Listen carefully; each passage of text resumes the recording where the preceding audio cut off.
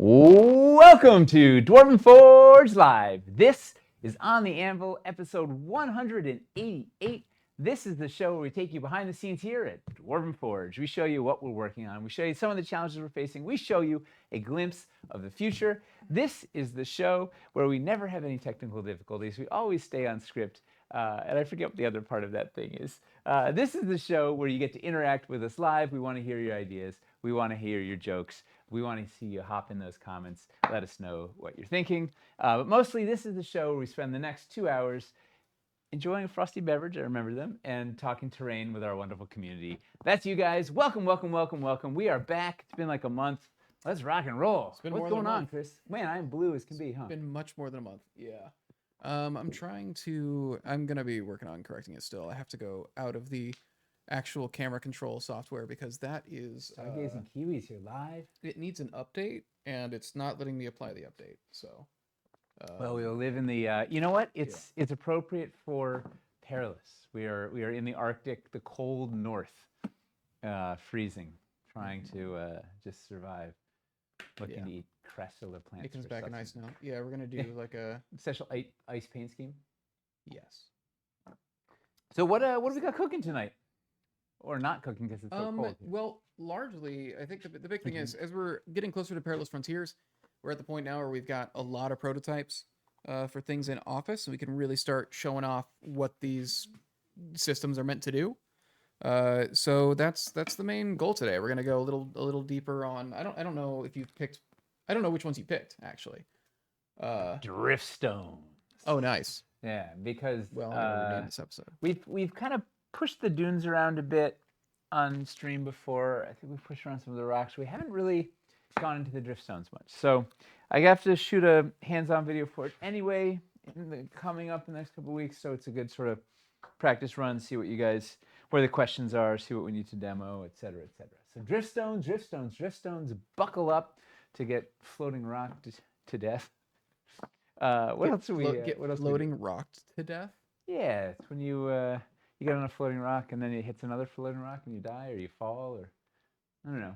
How does one die on a floating rock? Falling. Floating rock your world? I'm gonna floating rock your world. No. No, it's not how it works. No. Are we gonna give people money? Well, someone's watching from Hong Kong. I wasn't planning on it. Wow. Yeah, so roughly an hour into the stream, we're gonna do a little giveaway. We're gonna give away a $50 Dwarven Forge gift card. It's gonna be digital, so anybody is eligible for it as long as they don't work for the company. Yeah, we'll have instructions for it when we get there. Just got to type a word into the chat basically to enter. Secret word. Lots of ways to die on a floating rock. Yeah, it's actually very easy. If you get up there, yeah. Everything is death, including lack of oxygen. Good point, Gilbert Poison. Mm-hmm. So feel free to hop in the chat. You know, if you're new, we want to hear from you. If you're old, we still want to hear from you. We want to hear from everybody. That's part of the fun of this is just getting to have a dialogue, see what you're thinking. We get a lot of good ideas. We get a lot of good Spelljammer jokes. We get all of it. Yeah. Mjolnir's gonna kill you on a floating rock. I have to tell you. After stream, I have to tell you what'd you just say? Spelljammer. I have to tell you a Spelljammer thing after stream. Oh no. Yeah. Yeah. Earth is a floating rock. That's true. Oh yeah, just be nice if you hop in the if you hop in the comments. Be nice, right? We've got a wonderful community. It's all real people here, so be nice. We're very sensitive. Yeah, you can be mean to the fruit flies. Yeah, everybody else here is real people. Except we're gonna kill those fruit flies. Yeah. Should we get news in? Yeah. Let's get into the news. It's been so long. I forget what else we're supposed to do. Oh, it's the news. Missed my cue. It's okay. I kind of just threw it in there. Yeah. Hey, Chris. Yeah, what's up? Well, what's in the news? So not a lot, honestly. I guess I don't know. Do we talk about PAX? Not PAX. Gen Con. We'll talk about that. Maybe it would be like a mini featurette. There's really just kind of one big thing for today, which is basically just the boats for Cities Reforged had some hangups. We're not entirely sure what. It's very hard to get like They unloaded in Korea and information from switched them. to a different boat, which Yeah. seems It seems like like it was not ship something. shape. Yeah, it seems like something went Yeah. wrong with one of the boats, and so they had to move it over. Uh, so that kind of held things up a bit. But we are going to be receiving the last container. It sounds like the week after Labor Day is what it's supposed to be. So we're the way things are looking. We should start shipping by the end of September, but we're still Yeah. waiting for the containers to actually like get to us. Because literally, it was like going into Gen Con, it was all we heard was everything is cooking fine, and Yeah. then and that the container was supposed to land like while we were at Gen Con, and then it was like, oh wait, no, Yes. they don't even know where it is. Oh wait, no, it was being unloaded in Korea on another thing, and I don't know. So Yeah. we're a month late. Yeah.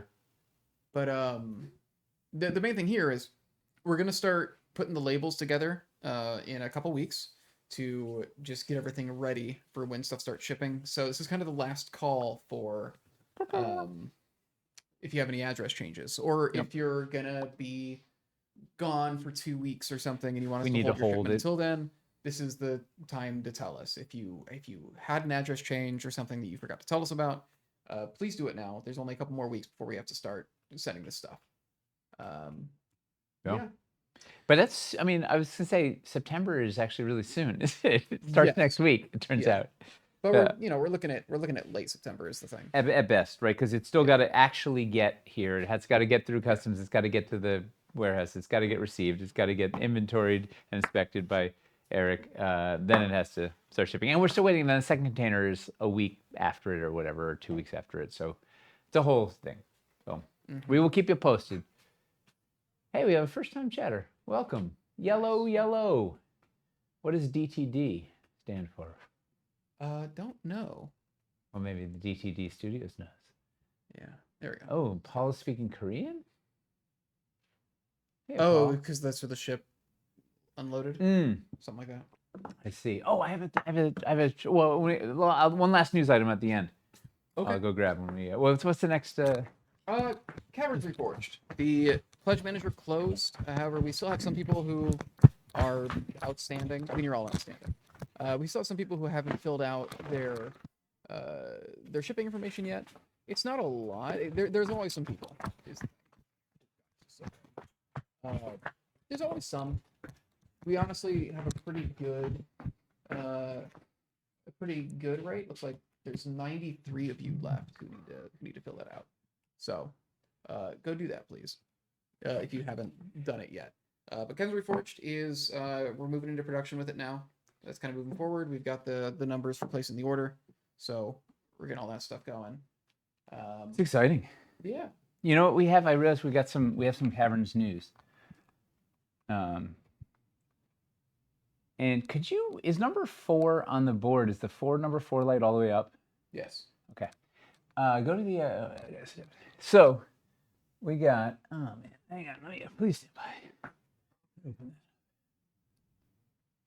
Oh, is it not on the? Yeah, it's just a little dark. That's all. All right. So this is so fortuitously the mold. We had a couple of molds that needed to be replaced. We thought we could reuse them, and there were some writing problems. So this the mold for this guy needed to be replaced. So guess what? We fixed the floor. We're not making it anymore. Yeah. So Toby went in and organified the floor. It was, for some reason, it had like these almost dungeon style perfect squares on the floor.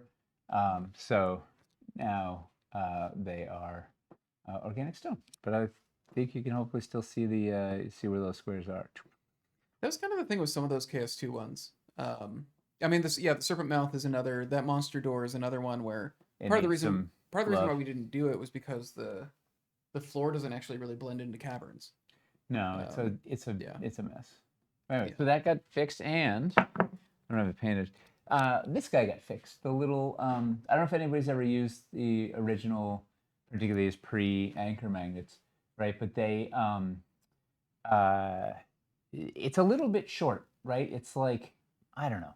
1/8 of an inch or Yeah, when you're putting it there, like 3/16 of an inch short. it sits in a little tighter than you actually want it to. Yeah, and man, it is like the straightest. Like, have you ever seen a cavern as straight as this?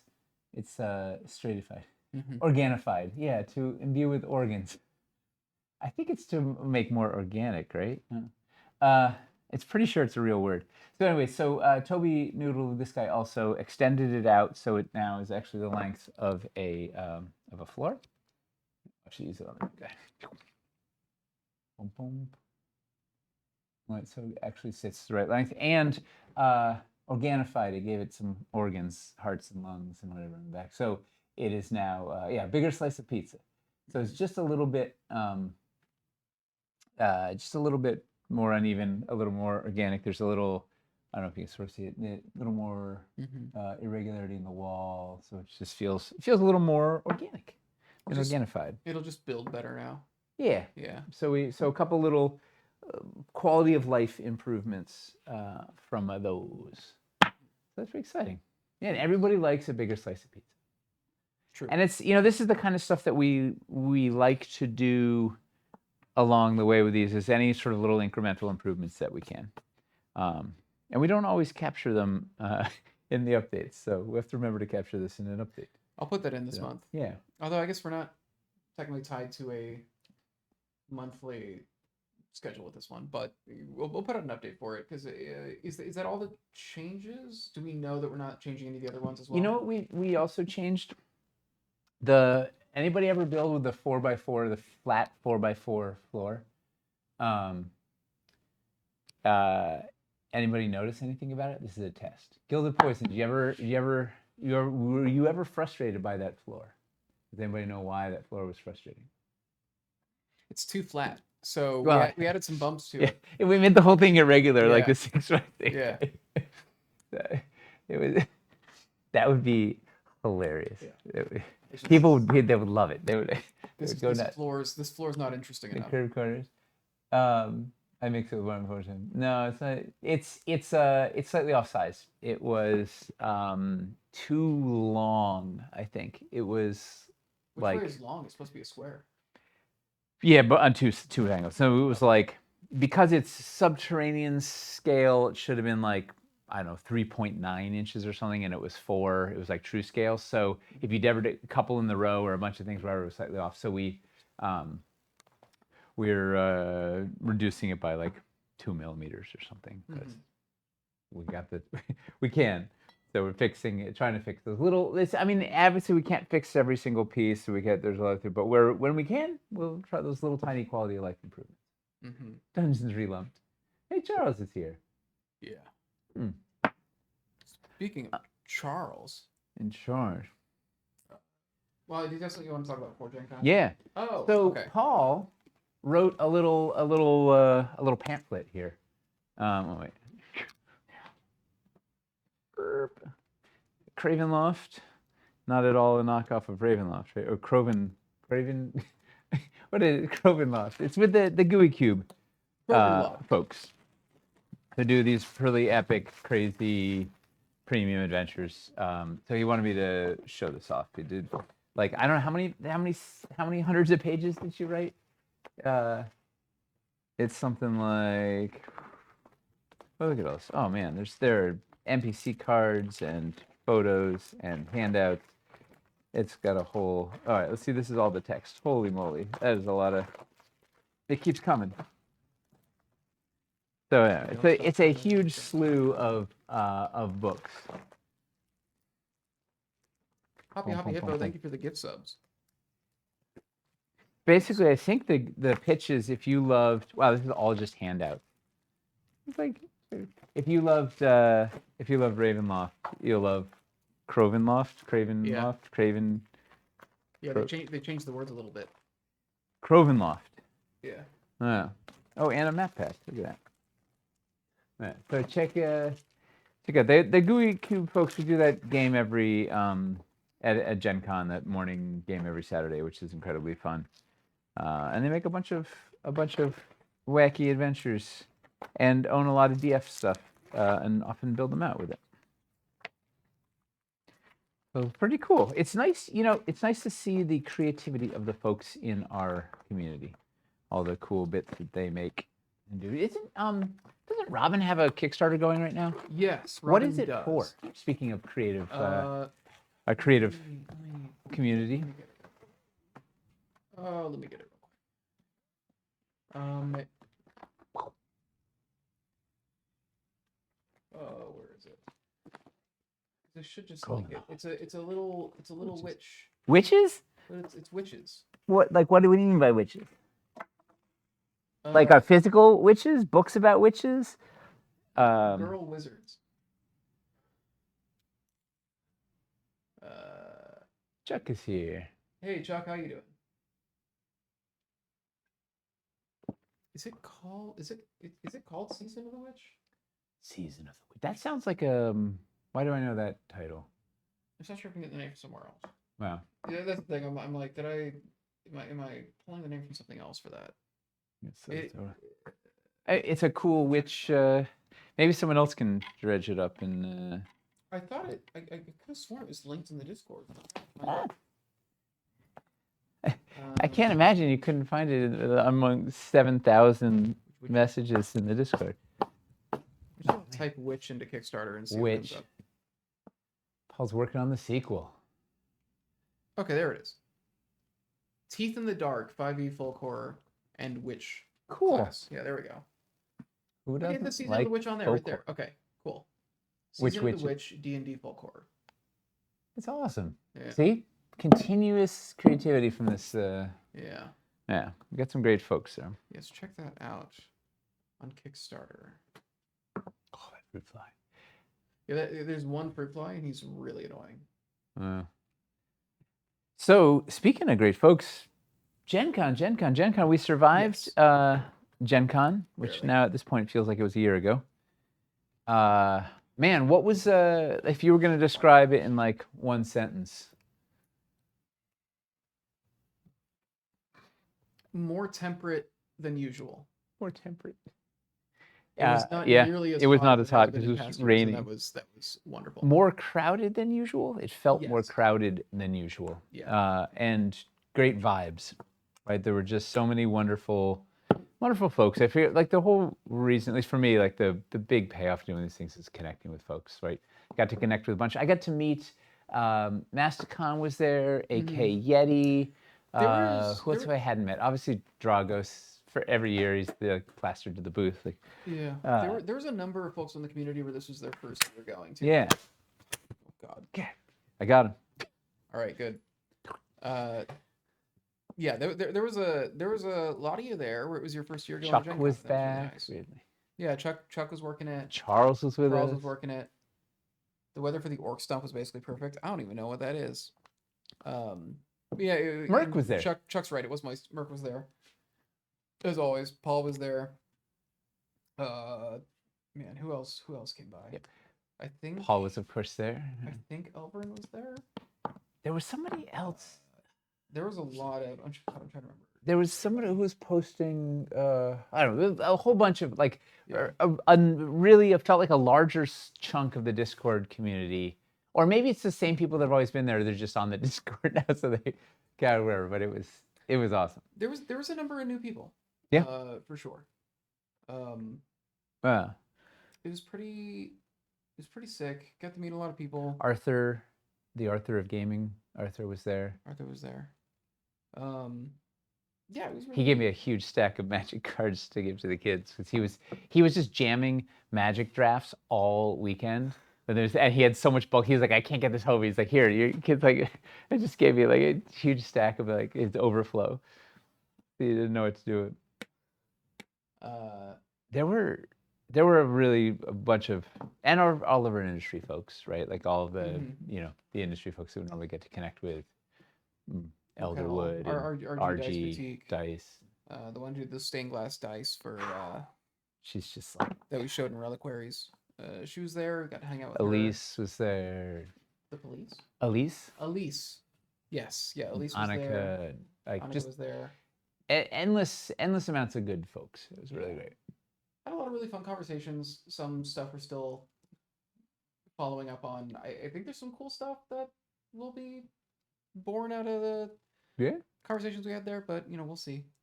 Uh, it's Gen Con is always the most overwhelming of all the conventions. Just so many people. So much. Yeah. And I think that's part of the appeal is that it's like, everything's turned up to 11. Like it's, Yeah. if you want the full the full experience, go Gen Con. Yeah.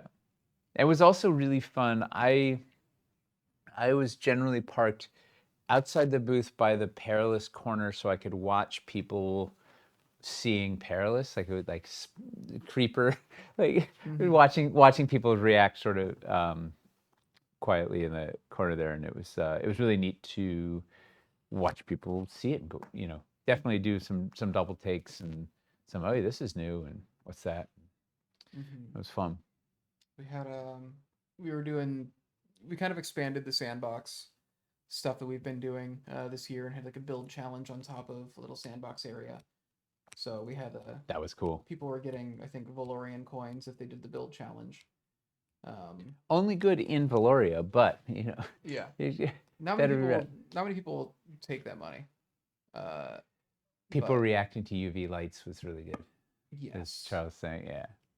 Gen Con sense is a little overstimulating to me. Maybe Yes. too many people for my taste. It's very overstimulating. It's yes. You're just like by the end, I feel like completely spent. It's the one where I don't go in expecting to like do anything for myself. Like at all. No, you just like Went to man. It's there was events and everything, and I went to a couple things, but for the most part, it was just once the floor's done, it's like I just need to go. Oh, because it's just rinse and repeat the next day, And it's because it's there's so many quality folks. Like there's so many good conversations to be had. It's like I want to be walking into each day refreshed and ready to go, so that I can have all these great interactions with these wonderful people. Right, a combination of old faithfuls and people who've never seen this stuff before or whatever. And like it's the best. Kids playing with it for the first time, and yeah. I don't know if I bought anything. I bought a bunch of Shadowrun stuff. Nice. I got a dice spinner from Lethal Shadows. That's like a dice spinners seemed very popular this year, and Dungeon Crawler Carl. Yeah, Dungeon Crawler Carl was massive this year. Yeah. I think it was the first time I've seen. I mean, because they had like banners all over everywhere, all over the center. There was a number of Carl cosplayers. A lot, probably more than anything else I saw. It was definitely the biggest thing. The What's really fun about Gen Con is the cosplay there feels very random. Yes. Sporadic and random. Yeah, compared to yes. Like at Adepticon, people are just doing wargame stuff. You don't see a lot of cosplayers at Adepticon. They're Space Marines if they are. They're some. Yeah. They're generally yeah. And at PAX Unplugged, generally you're seeing it's very tabletop RPG focused, and like some people doing like Space Marines or something. Or some like anime characters or like. But at Gen Con, it's like there's didn't really see any Critical Role cosplayers this time, but yeah, there's a lot of Carl. There was I saw somebody dressed up as Sissel from Ghost Trick, which was wild. I don't even think most people would know that, but a very accurate, specific Ghost Trick cosplay. I'm like, cool. That has nothing to do with nobody knows what you are. That is amazing. That is a 15, 20-year-old Nintendo DS game. Go you. No sequels. It's never had any kind of tabletop adaptation in any capacity. But they're there, there was a guy dressed up as a Shadowrun troll, which was really cool. Yes. Well, they were actually working. Oh, was that one of the in the Catalyst booth? Catalyst. Oh, amazing. Yeah, he helped me get figure out like which. Oh, I love that. Which like adventure book to get for Shadowrun. Dr. Doom stopped by. I did get a Jimothy mini. That was actually the first thing I bought. Do you know about Jimothy? That's the raccoon with no tail or something? With no spine. No spine. Well, I mean, I guess he has a spine, but like the spine is, so his head is like. Right. He's just a really condensed. There's a miniature of Jimothy. So Monster Fight Club, because they're in, I think they're in Seattle, and Jimothy's in Seattle. They did a con exclusive. I think they I knew love like, it. hey, for this weekend and this weekend only, everybody's gonna be thinking about Jimothy. So they just So let's turned make them around. Jim. They. They turned around some Jimothy minis real quick, and Oh, I love they that. just had them loose in a box up by the register, and you could just grab them for $5, just add them onto whatever you're getting. So I went to Monster Fight Club just to get that. That's fun. Yeah, I did get a Jimothy though. I have not painted him yet. Hobby Hippo said you got to give cosplayers credit. Like it's so got to be so. It's you've got to navigate crowds. It's hot. It's like it's just cosplaying at a con is rough. Yeah. Thankfully, it wasn't that hot this year. It was a lot rainier. Was the weird thing. We went to one of the industry parties, and it was supposed to be in like the basement of a bar. And it flooded. It got flooded. Like everything was flooding. Yeah. Water was coming through the So we ceiling. got moved up to a different room in the bar, and it was much smaller and it was very tight, but it's still a good time. Yeah. Dragus reminded me the big announcement, the big D&D announcement was Dark Sun coming out next February and March or something, which ties in really well with Perilous.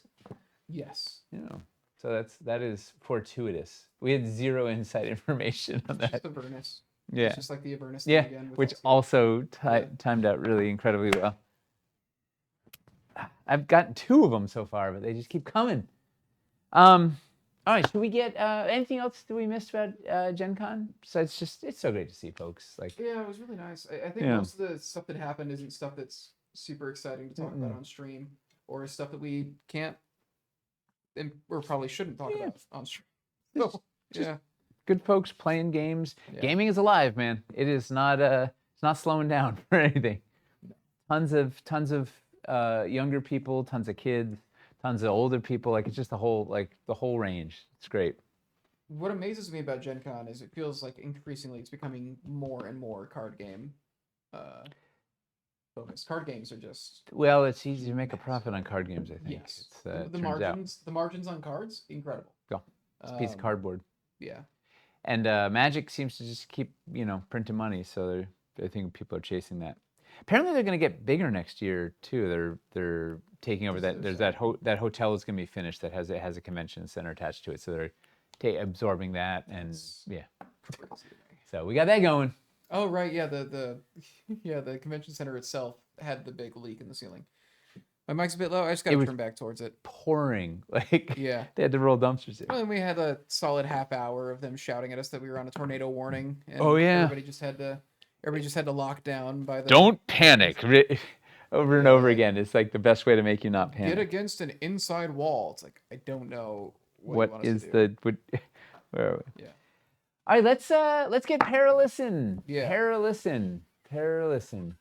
Yeah, we're gonna start making cardboard terrain because it's better margins. Yes. All right, so today I wanted to look at the drift stones. So, all right, first, we got a preamble. Perilous Frontiers coming October 27th, the last Tuesday of October.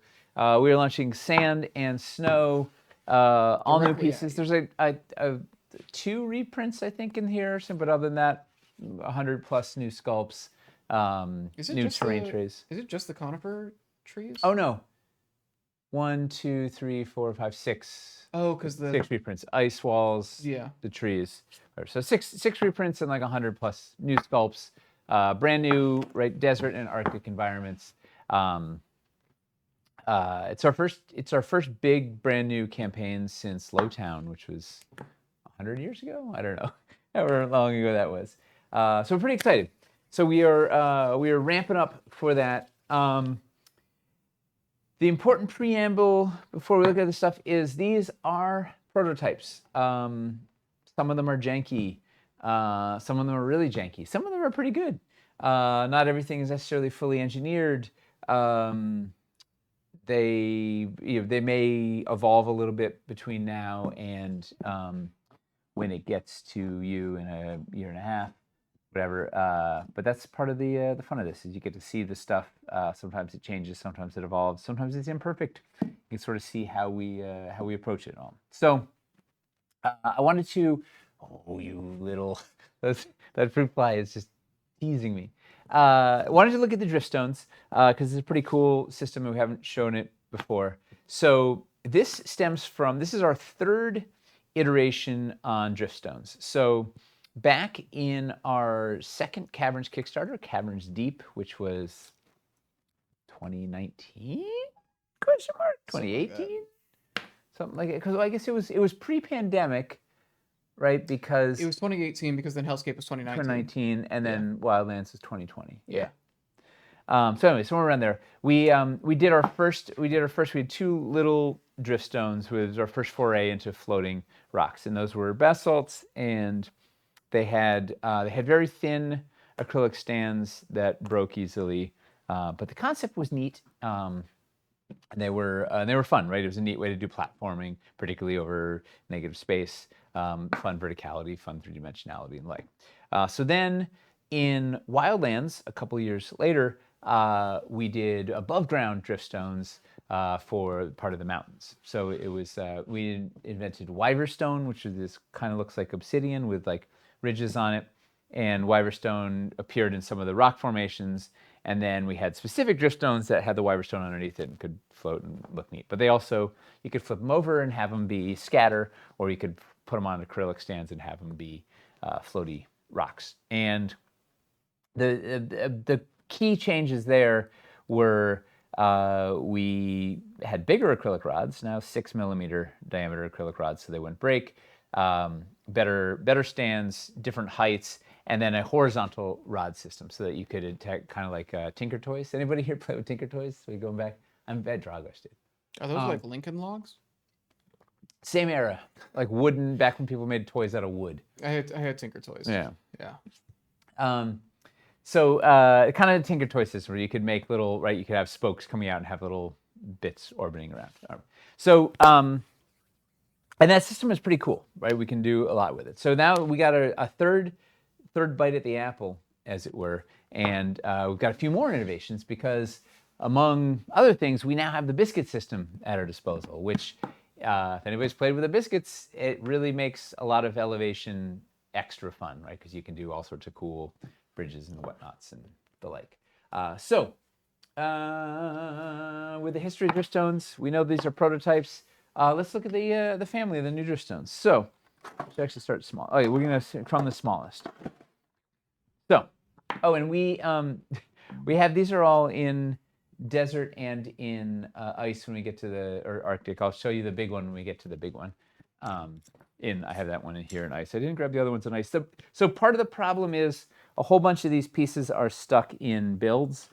So I don't have necessarily a whole bunch of multiples of everything, but we will make do with what we've got. All right, so we've got the tiny little baby Driftstone, right? Is that as far as it goes in? Oh no, I was on the wrong. Turning it the wrong way. All right, so this is a very tiny Driftstone, big enough to put a miniature on. Bloop. It has a pole accessory hole in it. So traditionally we had the holes are that 6 millimeter diameter hole. This is a little tiny guy. So it'll it's the main goal with this thing, one, it becomes really neat little scatter, right? If you just want to add like some spines in it, you can put on any rocks and it kind of Wyverstones it up. But two, it has a little Driftstone hole. So there will be, you get to see one of my really janky, this is I drill pressed this, but the thing was at an angle, so it's really janky. But come on, where's your? Oh, yeah, there go the biscuits. Killing it. All right, so we're gonna have a little rod. This is the janky rod I made. That'll have pegs, so it'll be a regular 6 millimeter or 6 millimeter diameter rod. It'll have slots on your side for pole accessories, so you can put you can do something like this, and then this little guy, and it's 38 millimeters high, which is our magic number. So why it's janky is it's wobbly. Wait, I'm off the. Where's my sweet spot? All right, right here. All right, so you'll be able, and it's a little wobbly because I drill pressed it crooked, but I don't know, you get the idea. So anyways, you can float this guy around. You can pop it in any of your other bits. You could also just put it in any anything that has a pole accessory hole, you could do something like that if you wanted to, and the like. So there'll be some interesting applications for this, and or you can also use it to hold up like something above to make like a bigger, yeah, something like that. Paired pegs do fit into biscuit holds. So yes, you could theoretically run this sideways to extend something out. So also this becomes a extension for anything you have that has a pole accessory hole, right? So you could pop this into any pole accessory hole and then put another pole accessory that have floating whatnots or whatever. Also, it then gives you can pull the pegs out and have it just be like a 38 millimeter high rod if you just want a really short dripstone rod. So that's the little, or you could put your dice on it. Imagine us making dice displays. That's wild. So you got the baby one, boop, little baby stone. All right, then we have the regular stone, the mama stone, so this guy, right, designed to work as a scatter. Pop it in a stand. You got yourself a floaty stone, 2 inches across. So you got 2 playable space. You can put 2 minis on there, and we have our first instance of a biscuit slot here, right? So this guy has the capability to attach to anything or attach anything to it. It opens up a whole. It attaches to anything. Anything. Yeah. Whether or not it has a biscuit slot. Yeah. Yeah. I mean, technically with gravity, anything attaches to anything, but you know, what am I doing? It has a square rod hole, which this Toby had to modify them to be round like the other ones, but it's so slightly larger. But so you got a lateral choice, you got a lateral biscuit choice, you got the vertical one, and new options. So the neat bit we can do with a biscuit slot. So right out of the gate, we have this little stone lip biscuit piece, right? It's got one side kind of has steps, the other side is just flat. So if you want to extend your playable space, right, you can biscuit that guy on there to give yourself some more playable space. And if you wanted to, like, say, attach a bridge to it, you can attach a bridge to it, right? Have all sorts of suspended nonsense. Like, we're gonna go, let's get a little wider because we're gonna start getting, right? So you can go all sorts of places, right? So it's gonna give you fun options. We also have, of course, all right, get it. Wrong bin of pieces. This one. We've got this new bridge coming there, right? So that plays really nicely. Let me get 2 of these. Also, a reminder that any biscuit hole will also accept paired pegs. So if you have any of the paired peg pieces from some past campaigns, they will go into the biscuit holes. Thank you for picking up those biscuits, by the way. That's okay. I didn't get all of them. I couldn't reach. No, but most of them are between your feet. This guy, the bridge is. Speaking of janky prototypes, the bridge biscuit slots are too big, so they don't actually grip the biscuits. So if you breathe on it, it falls over. But we make do. All right, so like you've got, just by having those biscuit slots on there, it's gonna open up a whole bunch of fun building options, as well as, of course, you can, because you've got the lateral hole, if you want to do a like have a satellite guy coming off here, you can do something like that. Oh, continuing to get wider. Right, get that too. Yeah, lots of fun options there, just to the baseline. So that's the little guy. So we got the little baby. We have, and baby looks good on there. This also has a biscuit. So wait. So we can. Do I have another one? Tell me. Oh yeah.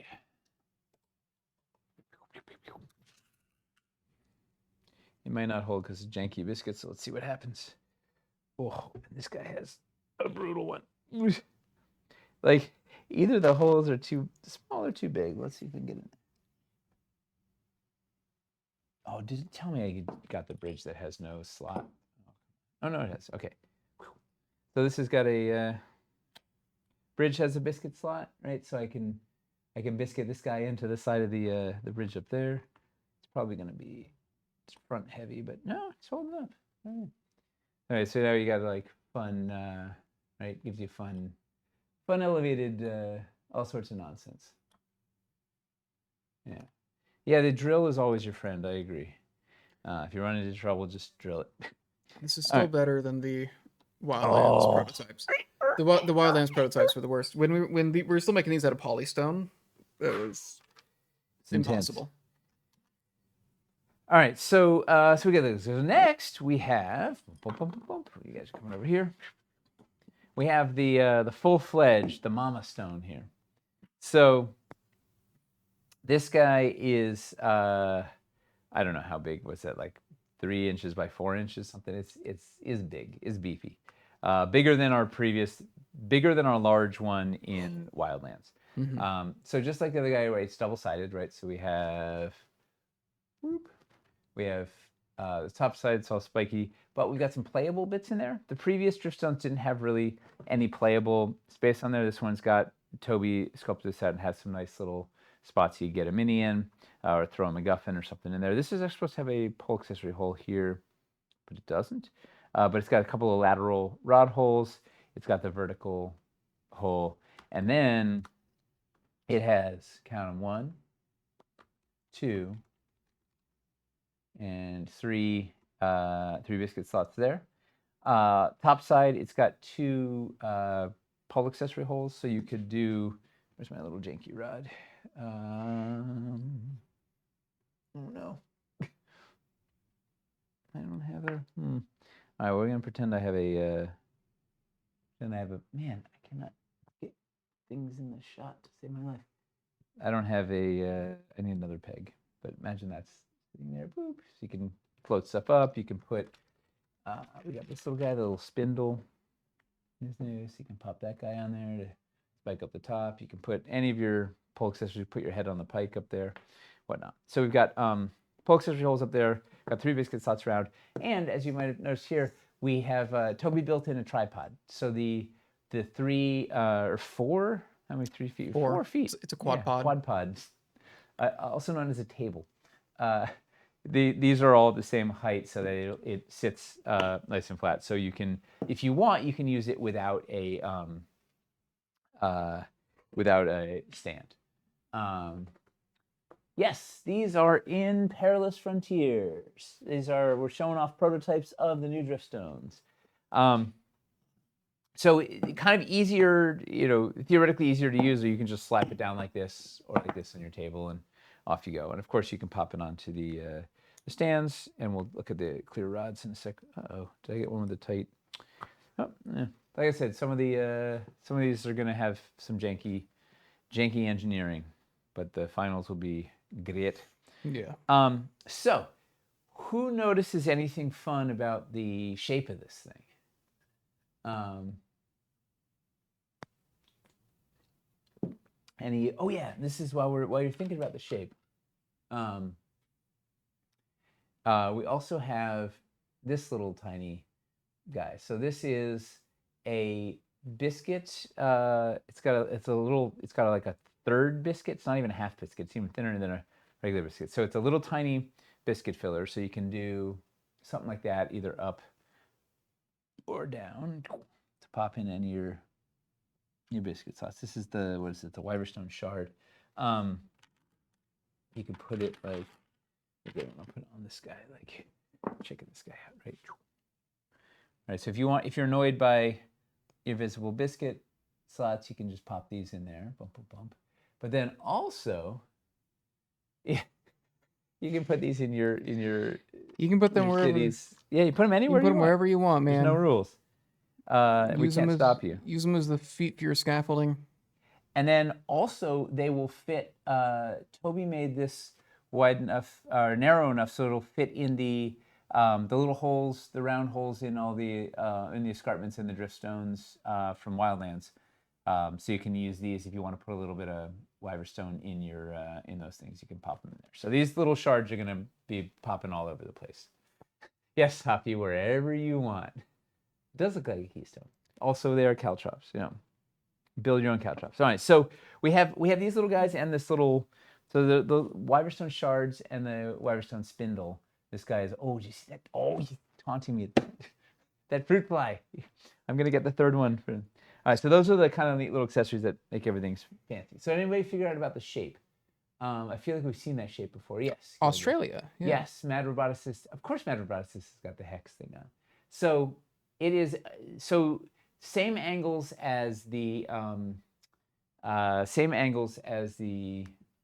ice flows, right? We're 120 degrees here because it's a hexagon. So the plan. So this was something that Eli initially concepted, and then Toby took it and ran with it.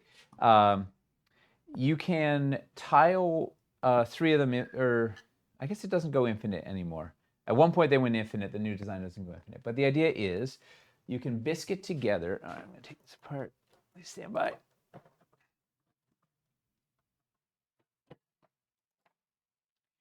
You can take 3 of them like, boop. So you can fit 3 of them together like this, and these all have the there's the biscuit slot there. So if you want, you could biscuit. Let's do it. You can biscuit 3 of these things together into a big, giant driftstone. All right. So Toby took the original infinite tiling design. We went uninfinite, but we have a couple of interesting ways they nest now. I'll show you. All right. So imagine these are actual biscuits that work, right? So you can turn this into like a big, crazy. It doesn't have a stand. That's it. To build a full sphere. A sphere would be amazing, except they don't go on that other axis, but yeah. Boom. Right, so you can build a big old platform like yay. You can also, pull this off, they also nest this way, right? So the beaks sort of sit together really nicely. And then I think there was a third, hang on. So there's that one, there's that one.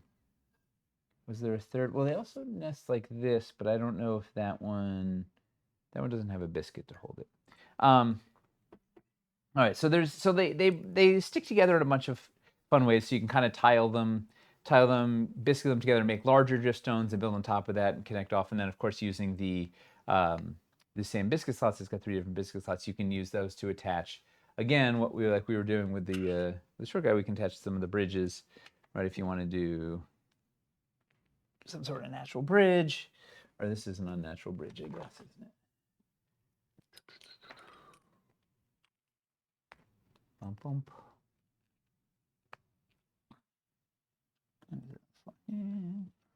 Yeah, this plays so well with scaffolding, like it's bonkers. All right, so right, you can do. Oh gosh, darn! I gotta get wide again. All right, right, you can connect stuff together into bigger platforms, interconnect with these bits. You can interconnect the natural bridge. Right, again, I'm off. As wide as they get, yeah. Do something like yay. You can of course also biscuit the the drift stones, the smaller drift stones to the bigger drift stones, if you want to do something like that. Right. Extend that guy out. So you'll be able to build much more large, playable, elevated playable areas with ease. Is the goal here. What else did this have? This is the tile. Get the holes. All right. So, any questions on this before we go to the next? Before we escalate. You could definitely. Loris is saying you could put a city builder. Yeah. Let's see. Actually, let's see how big this playable space is. Like, what other? Yeah, Gilded Poison. You better start painting fast. You're gonna want a lot of. I think Perilous is gonna come at you. All right. So this size, we might need a 4th one to really have enough. So, conveniently, I have a 4-inch castle tower here. I think the house is going to be just a little too big, but if we had a fourth one, it's a little too big over yonder, but if we had a, do I have a, let me see if I want an ice. Hang on, let me just see. We can, and gather up if there are any questions before we go to the big guy. Now we need sandcastles. Someday. Big enough to be a wargaming hill. Yeah, you could get some stuff on there. Yeah, there's gold mine. I think a lot of the Double the gold mine. non-sand parts of the desert collection are extremely Stormlight. All right. Stormlight archives. Paul Blart Mall Cop. Yeah, it's extremely. It's very Cosmere. We've noticed this, and we're maybe you thought.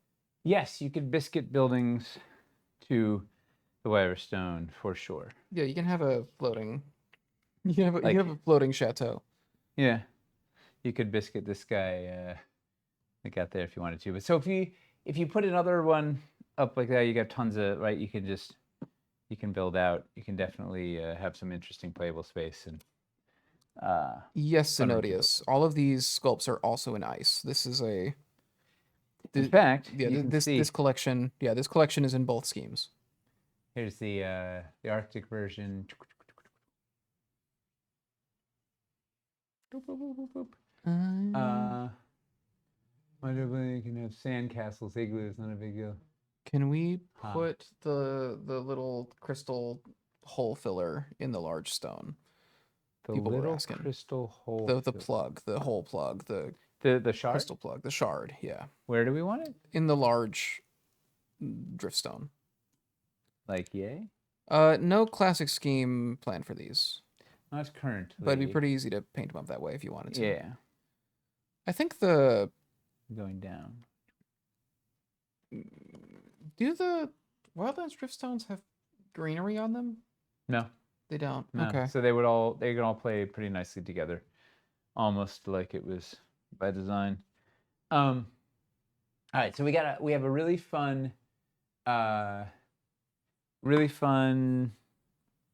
multi-tileable, playable playground up here, right? Where you just keep biscuiting stuff to it and get yourself more playable space. So now we want to, and that's fun, but we gotta escalate, right? We gotta keep going up. So to that end, we got two pieces. How about a Starforge Dome? You can put the tri-barrel turret, the plasma turret from Starforged on the put it in one of these pole accessory holes. You can biscuit the catwalks to this and do a cool interconnected catwalk thing. All right, so first is a very kind of Toby-esque thing. This is the stepped Wyverstone rock. So this thing is like this wild connectivity piece. So it's 38 millimeters high here, biscuit slot on the front, biscuit slot on the side, 120 degree angle on this face, vertical rod hole, pole accessory hole, and a horizontal rod hole, and just cool visual attitude. So this guy, I have one in ice. These guys nest like yin yang here. They also like nest in a whole bunch of other ways because of the 120. Where am I? 120 degrees. They line up. Let's put you apart. They line up really well with these guys, right? If you want to build something online, right? The 120 degree arc gives a lot of places. They sit really nicely up on there. I think there was another way that they sat together that Toby designed too that I didn't find, but yeah, there's lots of little ways these things nook together. But more importantly, they let you change elevation by an inch. So if you biscuit something in there, this is now 1 inch higher. And as luck, it's not actually luck, I guess, as design would have it, our rods, we have a variety of vertical rods. Our rods are on 1 inch increments. So this means you can start with a lower rod down here and then go to a higher rod here, and it's really easy to interconnect your drift stones at different heights, particularly if you're using them in the different supporting rocks, right? So you can do this kind of a thing here. Boom, boom, boom, boom, boom. So this way we can finally build the end of Shadowbringers from Final Fantasy XIV. You're not going to know it. That's fine. Yeah. There's 14 Final Fantasies? There's more than I that. thought they stopped at 7. There's well over, well, for some people it did. There's well over 30, I think, at this point. Because they've done up to 16 numbered, but then there's 10-2 and 13-2 and 13-3. Can't even count that high. And then there's like a 12 spin-off game. 7 has now 2 remakes, 2 games in the 7 remake series, and the third one's coming out. 7 remake series. Yeah, that which shouldn't is even be a phrase. Which is a completely different game. Very completely different story. And then there's, I mean, God, then there's like spin-offs. I don't know. There's things like, do you count? Oh God, 7 also has Dirge of Cerberus and Crisis Core. Do you count those as Final Fantasy games? No, there's a lot. I think there's over 30 if you're talking about everything that is in like the Final Fantasy series. Okay, you But go there. yeah, You go here, and then you're gonna connect there. Oh, since 3 for the SNES, so 6. You haven't played Final Fantasy since 6. essentially, I'm mixing ice and missing Arctic and desert because of I don't have as many a high quantity of pieces that I like. But this lets you sort of easily shift up 1 inch in height, which lets you do some really neat, get some more interesting variation in your multi-level builds. It also is used, it's a great base, right? So we're using the vertical rods in the bases of these to build off our so we're getting a little more verticality in our drift stones here already. So this guy is, oh, check this out also. This is another, okay, we got the more Toby magic. So let's use the big rod. Oh, if I can, well, we're gonna take it. You're gonna have flashbacks to the original. Okay, so that guy sits there. This guy sits there. So this, see, how was the? Is it like yay? Okay, no, that's not the. I got to remember all the geometry for this. There's so the distance. So there is a magic distance 3.41 inches. Maybe that is it, right?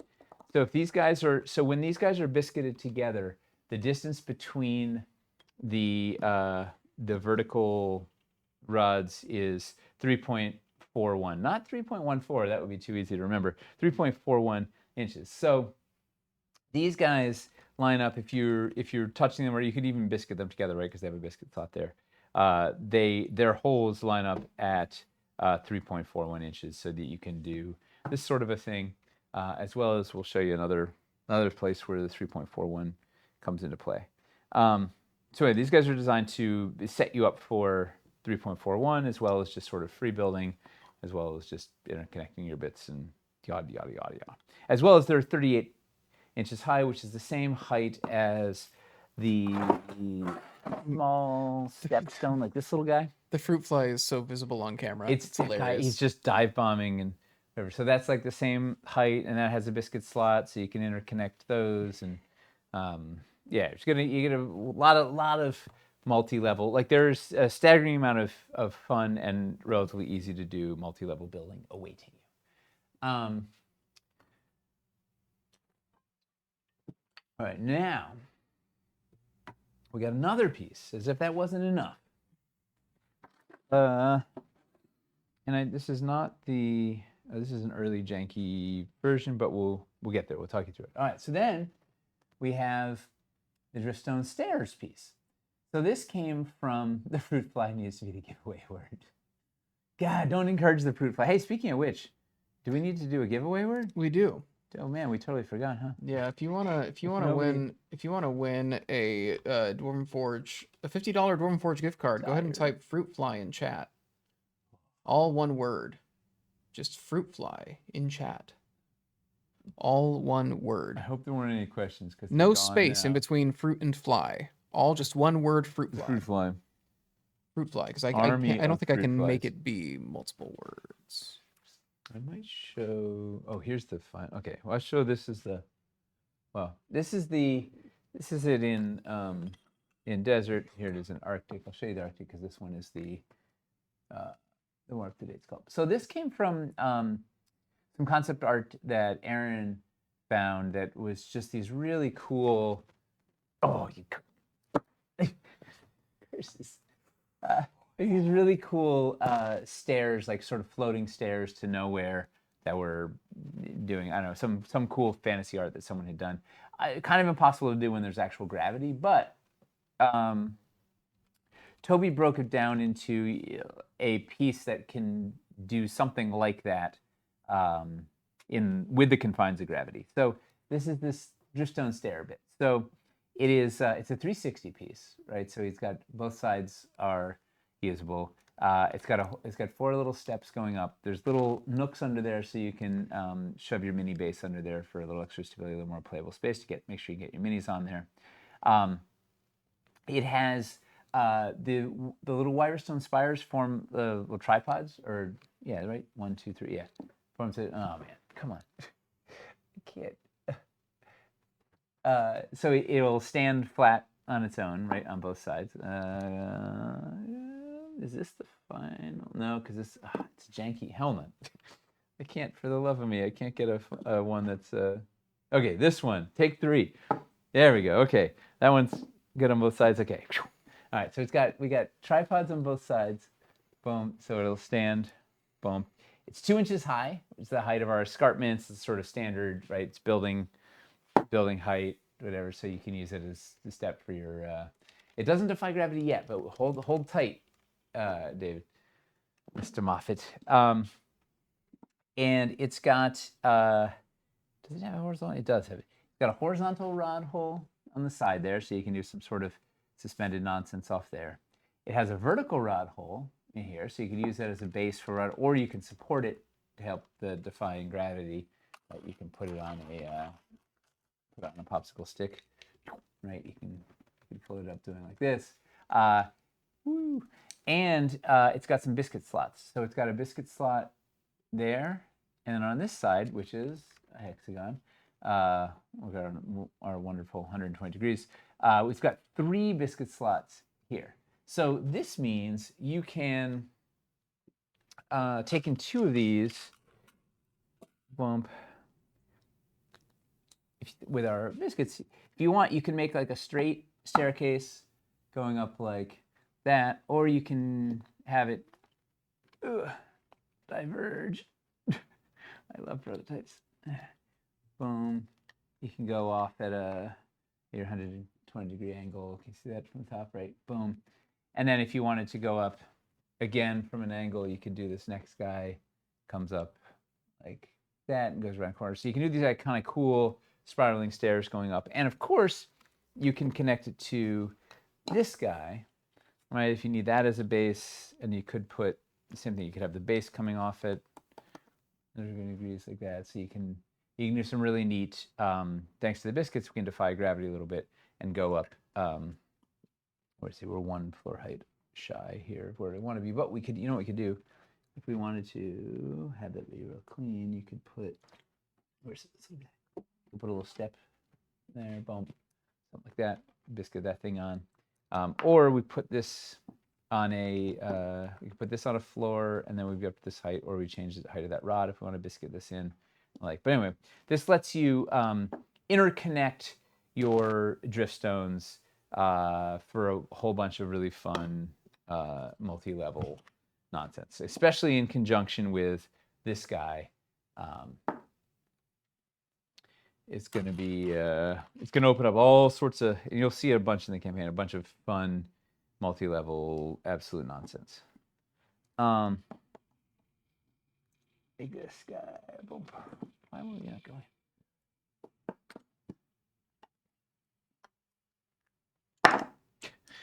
Woo! Will this guy connect? Boom, boom, boom. right? So you can, yeah. Right, so you can connect like that. You could connect like that. You could rotate these guys like yay and like yay. You could do something like that. Put this guy over here and connect it over there. You could rotate to the other slot. Let's go to this one. Where is it? Go to that one. Go to this one. So it could be a whole bunch of fun, zigzaggy, multi-level madness, all stuck together with biscuits. And that's before you even introduce like scaffolding or bridges or any of the other, the non-perilous pieces into the mix. Is going to open up a whole other realm of possibilities. All right, so those are the core bits. Fruit fly needs to be one word.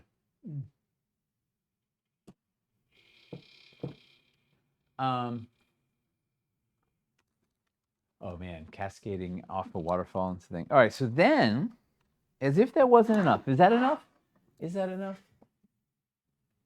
Because then there's also, before we even I should look at two. We've looked at a couple of non-dripstone. Let's look at a couple of other non-dripstone pieces for the last one. So, in addition to this, the awesome bridge, whatever, we also have.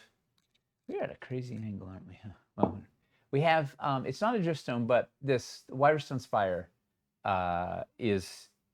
works really nicely with this whole family because it is it just looks cool and you can put it like on, at the top of any of your dripstones if you want to have a cool destination to go to. But also it has it's got a biscuit slot at the 2-inch mark, which means of course you can line that up really nicely, bump, or you can use that as a building point where you could you step up, go up those steps, and then have this go up further, and then start building up from there. So it becomes like a really nice, another nice base for these, so some suspended nonsense, which will then connect to some other suspended nonsense. I got to go lower on that. Oh man, I have rods and everything. That sounded like something snapped. Just probably fine. Yeah. It's only a prototype, right? What's the worst thing? Bump. Nice. Well, it takes us like 5 minutes to make one, right? Yeah, it's really easy. No sweat whatsoever. All right, so we got that guy. Then we have, that wasn't enough. We have this monster, right? The big natural half arch, and this thing goes up 4 inches. It has fruit fly. Did I get you? That's great radio. Yeah. Yeah. I think I got it. It reminded people to put fruit fly. So then there's this thing is 4 inches, the half arch. It's got a biscuit slot here at the 2-inch mark, and then a biscuit slot here at the 4-inch mark. So this makes a really nice base for any of these, right? If you want to take these steps and just keep building to eternity. Do I have any more? I swear I had more of the desert flavor ones, right? So you can go from there and build up and out to whatever you want. And off we go. So we have just an unbelievable collection of sort of free-form vertical building tools that hit at a lot of natural increments. So you will almost sometimes even accidentally just connect stuff. So like in this case, let's see, this guy's 1 floor height lower than I maybe want it to be, but what I'm going to do is I'll just put that guy here, and we'll put a foot on that. Mixing ice and desert is killing me. I just put a foot, boom, connect it out. What are the ranges you're thinking of for the stands? Are we making newly sized stands? We're making a shorty. So we have, this one is 75 mil. I think we're making a 50 mil. And then the rods are the same. They're whatever this is. There's like, there was same three that we had in Wildlands. But there's a whole, oh yeah, I didn't show you the stand system because we don't have the clear ones yet. But we have a two-pronged stand system so you can get higher. So this is, I think, 3, 4, and 5 inches. So we have, in addition to the 75 mil stand, well, 50 mil stand, and then we have a 75, 100, and 125 mil rods. Oh. Yeah, or what did I say? Yeah, 75, 100, 125, yeah. So those 1 inch increments work really well for us. So we got a bunch of ways to play with that. All right, so then we got, all right, so we have all those fun bits to play with. Then we have the monster. You ready for the monster?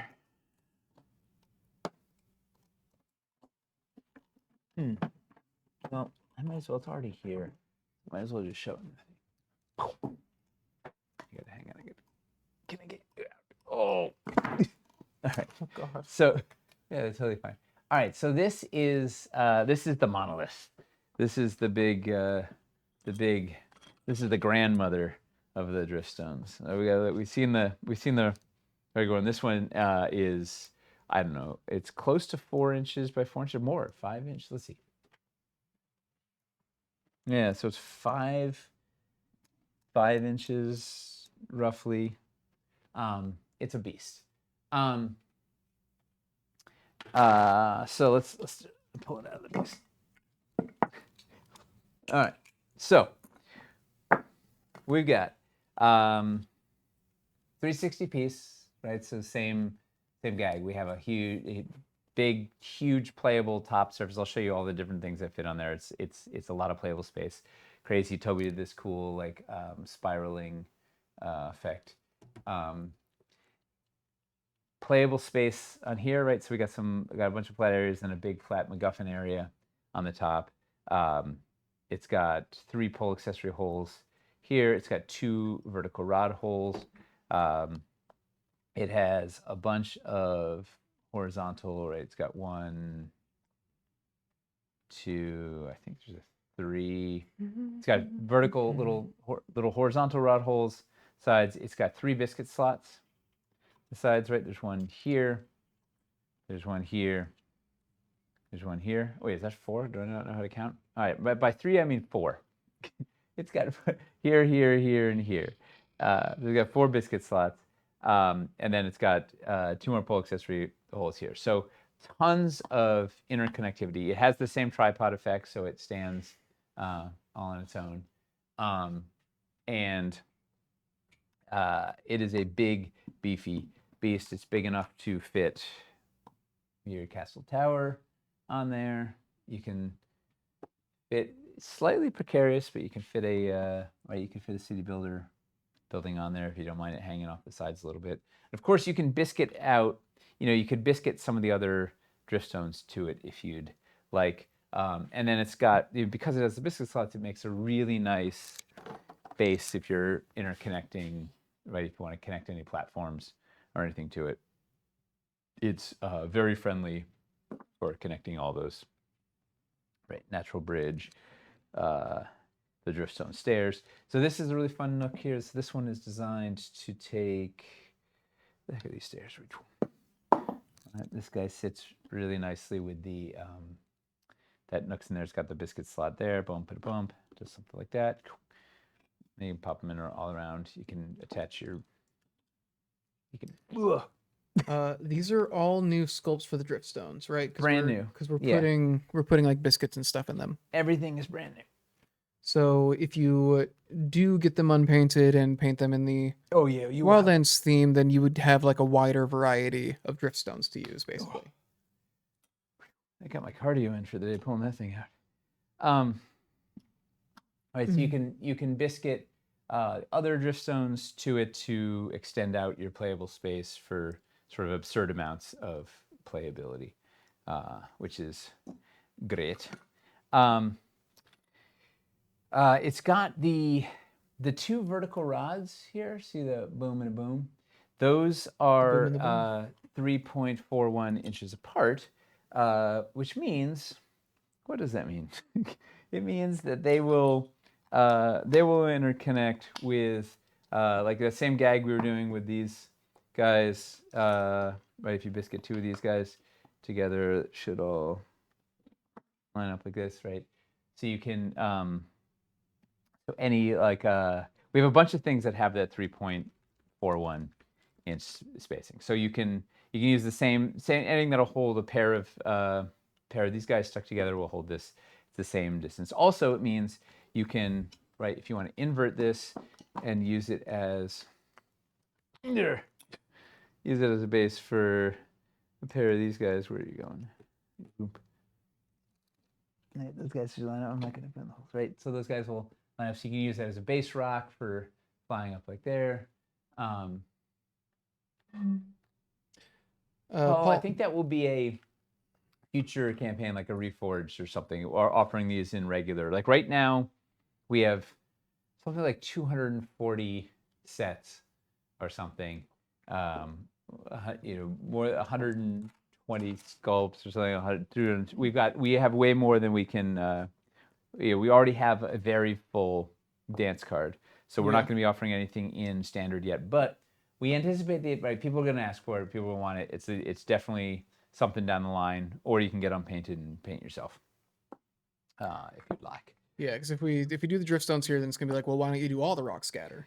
And it's gonna be it's just never gonna end. We have a wonderful wealth of stuff that we can add in. We can add in regular at some point, some stage. Yeah, as far as alt paint schemes go, this would be a pretty easy one to do in the future. Yes.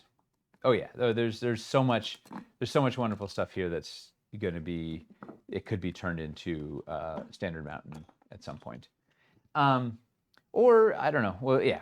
I don't think it's gonna happen in this game. I was gonna say if we do some sort of astronomical number, maybe we get there, but I don't think. All right. So then,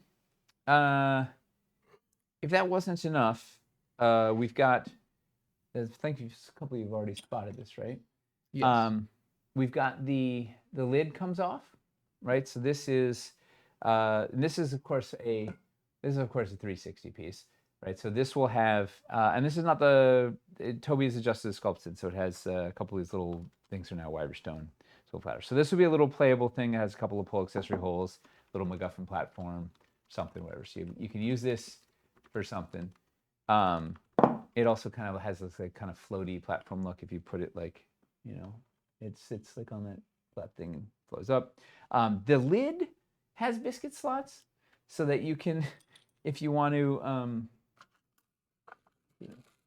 right, if you want to do some sort of elevated nonsense, you can connect that in. It has one biscuit slot there and one biscuit slot over here, so it could be some sort of interconnectivity, multi-level madness. You need more places, more ways to integrate. So we're trying to make it usable right. So it's not just like it doesn't just fit in there. It also becomes something that you can use and play with the rest of your system, or use as a base. Maybe it's we do this. We put a base, like you use it to hang a cantilever, something else off off something or whatever. Neat bits. I rolled the giveaway. Congratulations, woo! Dark Lord Fenrir. I think a first-time winner. I whispered you. Oh, and you already responded. We're good. That was fast. We'll get that sent to you. Yeah. So then we also have. I'm not going to show this one yet because it's got on the other side. So we also have a. There's a smaller plug that'll fit in here to seal that up. We'll show that in a second because the hole goes all the way through. So we have this little Titan prototype world. Oof. All right, so the hole goes all the way through. We're not going to tell you what that's for just yet, but you can pop these in to seal it, make it playable. You can pop it out if you want. Pop it in over here. Is this the really tight one? One of them's really tight, and one's even more tight. Wow, that one's pretty tight. All right, so you can pop it off to seal it like that if you want. And then what's neat about here is.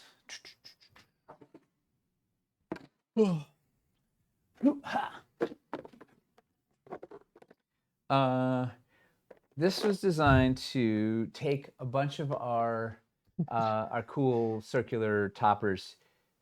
Toby sculpted this thing and made this depression such that you can kind of sink a bunch of these things in there, right? A bunch of these cool summoning circles and the like, and so have them feel integrated into the thing, or you just put any cool MacGuffin there, whatnot. Does this guy fit? I don't think so. He's a little bigger. No, but if this thing, It also holds snacks. it could hold snacks. Yeah, yeah, that one's a little questionable. But then you could also put like, I don't know, you could put like the bladed ziggurat, or it doesn't fit so flat, right? You can put stuff in there. If it doesn't fit, fit in the indent, you can always put this back on. Can I find that? There it is. Whew, first time's the charm. So some of the larger stuff can fit nicely. Like if you pop it there, you can put some of your other bits, right? Like put the big slice circle there, do a thing, like connect it out. Like who doesn't want to have some sort of, I mean, heck, put this thing on there. Yeah, you can fit a lot of stuff up there. Even this guy. Oh, and it's got like the two pole accessory holes, so you could like, you take some like hellscape bits, and where's this thing? Put this thing there. Now you have like a right, crazy demonic, and then let's throw the bridge.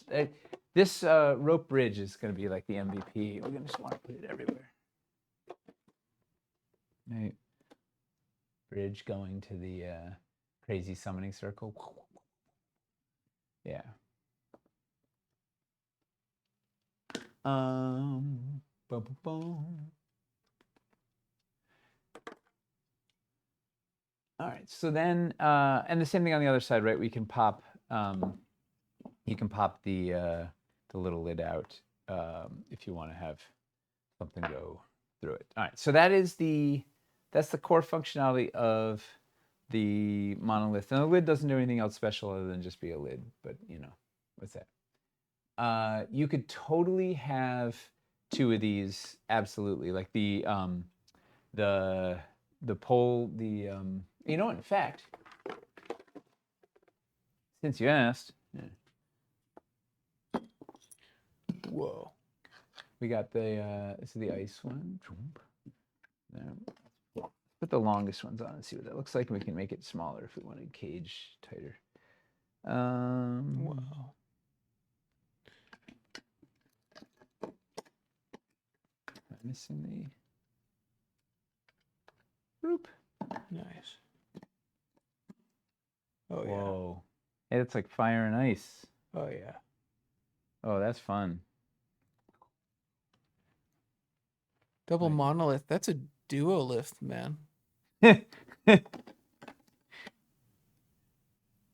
that's a pretty crazy.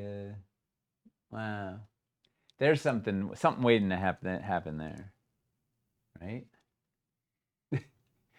It's an hourglass. Mirror world builds, totally. You just fit a little hourglass in between them, and then you flip it over. Yeah. Switch between the two. All right, so that is what was there? Oh, this guy, I didn't show the big, not a driftstone piece, but the big rock, the big old rock, has a vertical rod hole, has the biscuit slots on the side, also at 2 inches, right? So that you can, that all fits at the same height and whatever. But it makes a really nice, base for this monster. It's huge. So if you can like that with the vertical rods, you get a lot of fun options. And then from there, like you can build. Hang on, let's get some.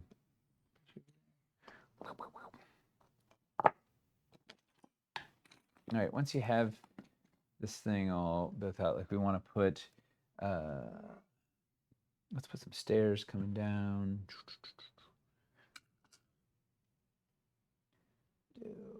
Let's see. Boom. We want to go to this thing. What height is that? So that looks like it's going to want this little guy. Boom.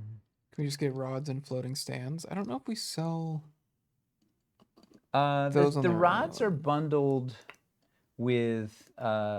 They're usually bundled with the drift stones. Yeah, you get a bunch. You get more than you would actually Yeah, you use get at a all time. the sizes. Look at that. So we get some. Oh, you can't see anything because I have so much stuff on the table, huh?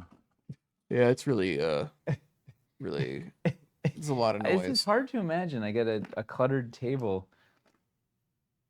It's the first time that's ever happened. What is the intended purpose of monolith hole? Uh, You can send fog up through it. You can, surprise. yeah. We got a little something that's gonna go in there. Not to be beamed tonight, but beaming soon. Good question. It's a can Time of, travel hole. It's a can of snakes. You just open it up and like, Yeah. just spring-loaded snakes come Yeah. out.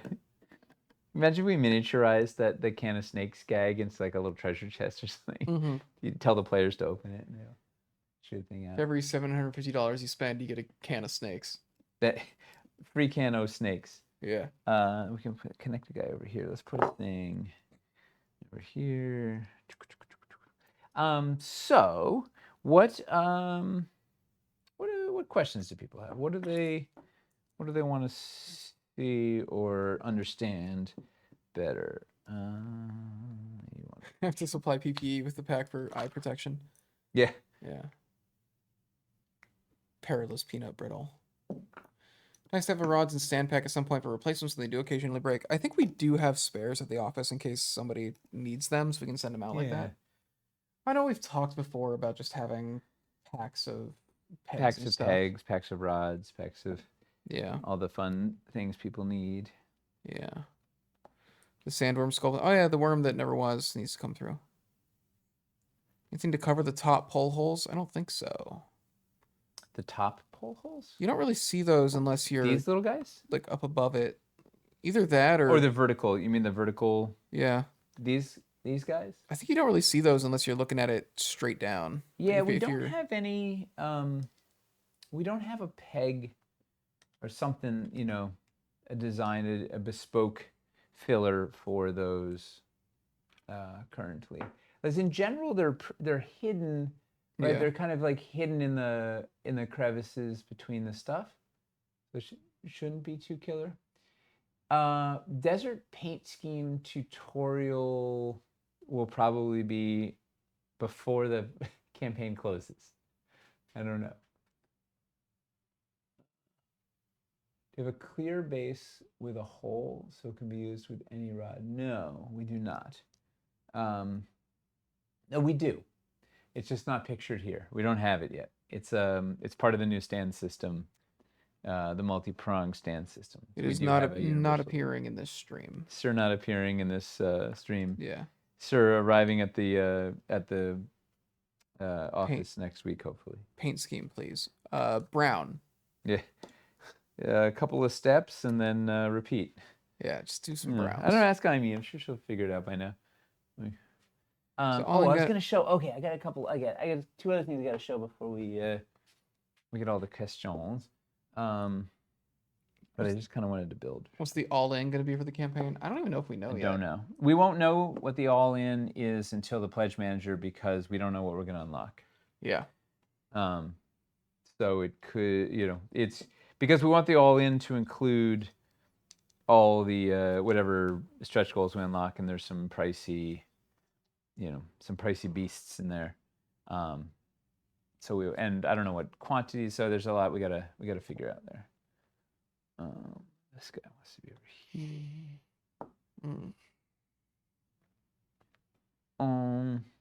But it's gonna be a lot, I think. Sandworm at 1.5 million. We need to be look. If we're gonna make that worm, it needs to be well above 1.5 million. The worm is not currently in the lineup, but is worm not appearing in this campaign. But I don't know. Let's once again blast us to some astronomical numbers, then we can talk. It's not even it literally cannot be made in our standard price. We'd have to. Yeah, we'd have to do some sort of crazy. We'd have to take some crazy maneuvers. That or we just make it an STO and we just tell people good luck. Good luck.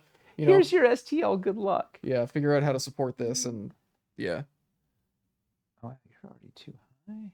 Oh, yeah, one less. I was gonna show the. I just wanted to connect. We this. couldn't even make that worm in resin. Like it's that worm's a lot. Yeah, we have some crazy A pre-painted stretch STL. goals. If we can get to, we can get there. We got some good. We got some good bits. Yeah, we'll offer the STL both painted and unpainted. That's hilarious. Yeah. Actually, with color printing, you could theoretically have a colorized, right? We could do a colorized STL. Companion exclusive jade and marble worm. It's half and half. Get that guy. Worm. They pay me in worms. Just trying to look at that. Oh man, you can't even see. I need a wider lens. Oh, We need a bigger boat. no.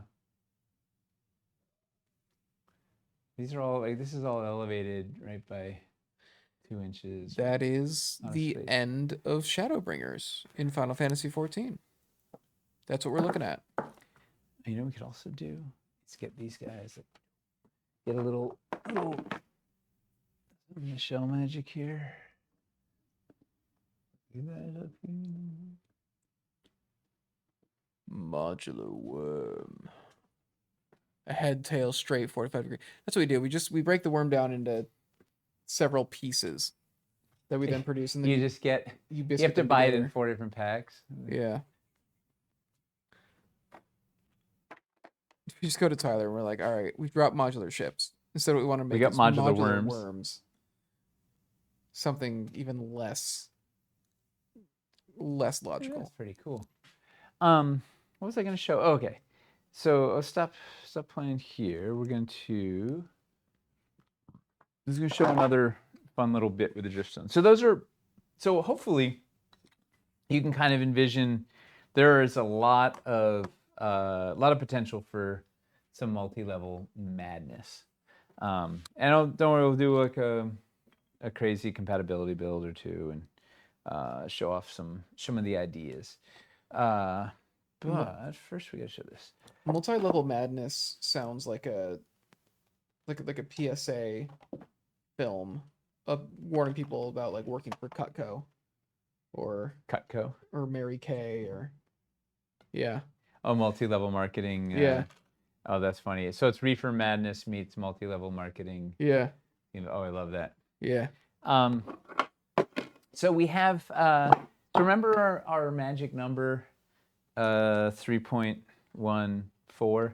There's also we have a magic number of 2 inches, and I can't remember what that one is for. So we have the rocky dunes have some vertical rod holes in them, and these guys were designed to be. These are exactly 1 inch in and 1 inch from the side, so that if you put either 2 of them back to back, you get 2 inches, or put them side by side, you get 2 inches, 2 inches, 2 inches, 2 inches, 2 inches. I can't remember what the 2-inch increment was for. There was a reason we wanted rods 2 inches apart, and I can't remember what that one is. But I do remember this. Is that how far apart the rod holes are on the monolith driftstone? No, that's 3.41. Oh, so what are we? All right. 2 inches. There's another. I don't know. Toby might remember the secret of maybe if you have 2 of the larger ones nestled together. No, that's also the 3.41. All right. So what are you doing? I don't know. That's what I think it might be. It might be this. Hang on. It might be. Let's try it here. Fun fact. So these are called the Rocky Dunes because he climbed those while he was training to fight Apollo Creed. Okay, I think. Okay, so yeah. I think. Oh, it's when you've got a little guy. No, that's. It looks like it's close. It's close. Maybe that was it. Is those guys stuck together? Are. Is it right if they're on the diagonal of each other? Maybe I'm on the wrong. So how far apart are? Man. Maybe that's the. It's also that biscuit's not sitting all the way. I think it's that. I think it's the. I think it's This is 2 inches. It still feels like it's splaying a little bit. I'm not sure. I got to ask Toby if he can remember what the. What? There was definitely a 2 inches was a thing because it was agonizing over trying to hit 2 inches, and 3.4 was the real. But anyway, so the theory is these rods line up. If I can remember why, there's the rods line up at some specific intervals. But here's the fun one. So this is the diagonal from the center of this to, hey, Miles. You're still hanging out at the place nearby that I'm not going to name so people can't find where we live and work. I think they could We find it if we they live tried, here. if they did a modicum of. Oh, okay, that's fun. So, are you going to be hanging around here? What are you doing? You're heading home now? Yeah. Oh, good night, You Miles. don't want to hang out for 25 more minutes? No, Okay. that's It 25 too was many. an hour 15 to get home. That's totally fair. Miles is here. That's totally fair. All right, So, good night. okay, so this is the distance from here to here is 3.41, and the distance from here to here is 3.41. So that means if you put, and the vertical height, the bottom of this hole is 1 inch higher than the bottom of this hole. So if you put a 125 mil rod in here and 100 mil in here, or a 75 in here and 100 here, you can then conceptually, if I get line this all up. I should have biscuited the dunes together first. I could find all these. All right, so here's the question. How are we going to communicate this to people so that I don't when know. they buy this They product... need a math module.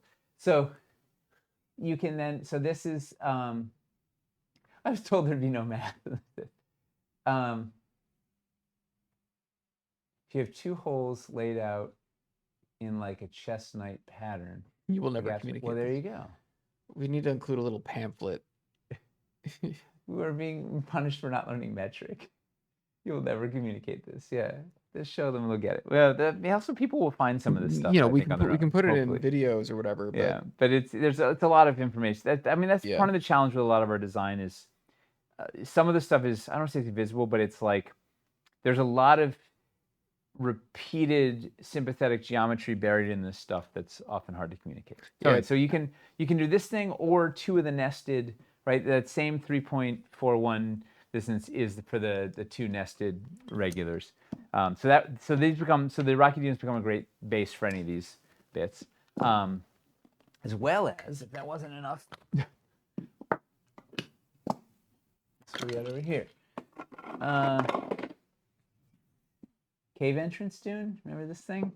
Guess what? It's got a vertical rod hole here and a vertical rod hole here. And guess what? Sympathetic geometry sounds like a randomly generated passphrase. Totally. But it's we work in it a lot. This is also 3.14. Boom, boom, boom. So you can use this guy as a base if you want a driftstone floating over your cave entrance. Or you can put two of these back to back and have it pass through. Boom. To clarify, I believe it is 3.41 because 3.14 It's 3.41. 3.14 is pi. Yeah. Yes. 4.1. Okay. Got it. My brain wants to say 3.14 because like that's the magic number. Our magic number is 3.41 because it would be too easy if we had a real magic number as our magic number. It's it. Yeah. Like Ip Man. I blame Toby. Yeah. All right. So that is that it fits in that guy, and then also this is the top of the cave hillock. Guess what? That has two vertical rod holes, and guess where those are? Okay, so this on one, top. Yeah. Wow, nailed it. I think this one has we have a drill problem on this one where one of them is not drilled the right depth. So yeah, it's a little kind of wampus. But yeah, theoretically, that also gives you that same option. So there's going to be a bunch of ways if you want to use sculpted terrain as your base for some sort of crazy multi-level build. You've got options here.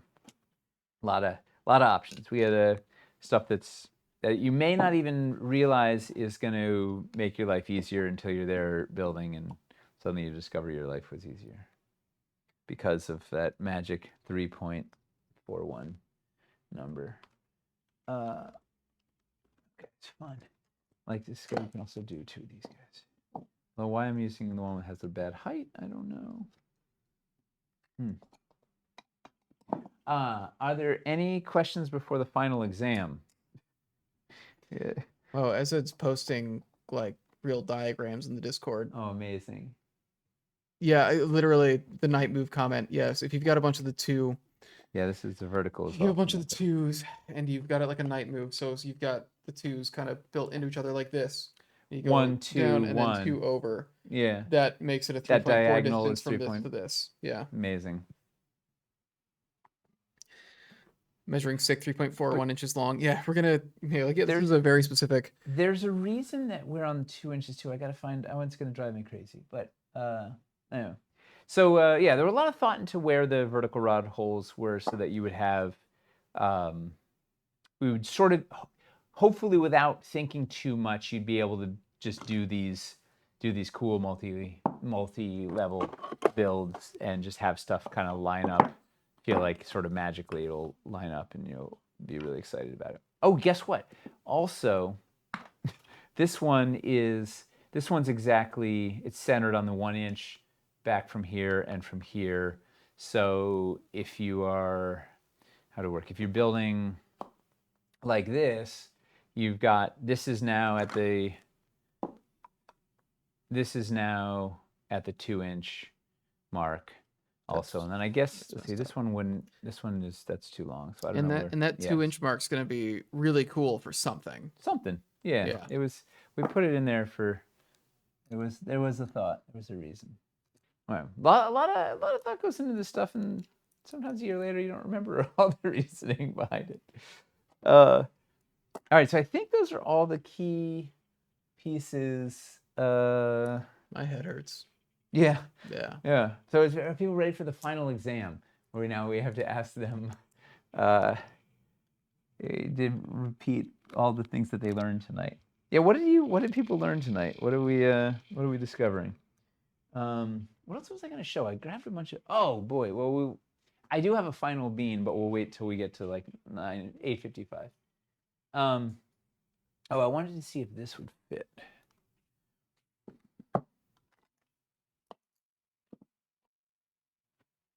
Did we learn anything tonight? I think the people watching learned a lot. What was your favorite thing you learned? Discover that 12-inch terrain trays aren't nearly big enough. Yeah, fair. 3.4 went to giveaway word. Yeah, we're gonna drill that into your. Did we learn what a mil is? A mil? A millimeter?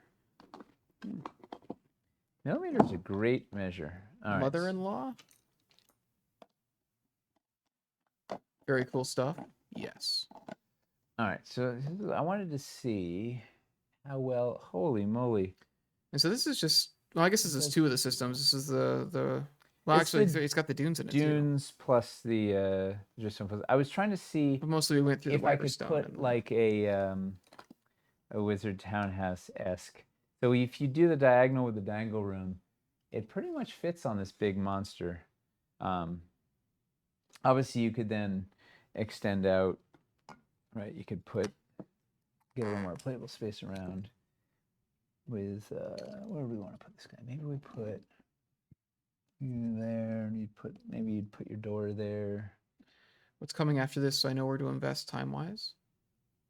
What do you mean? What's coming next?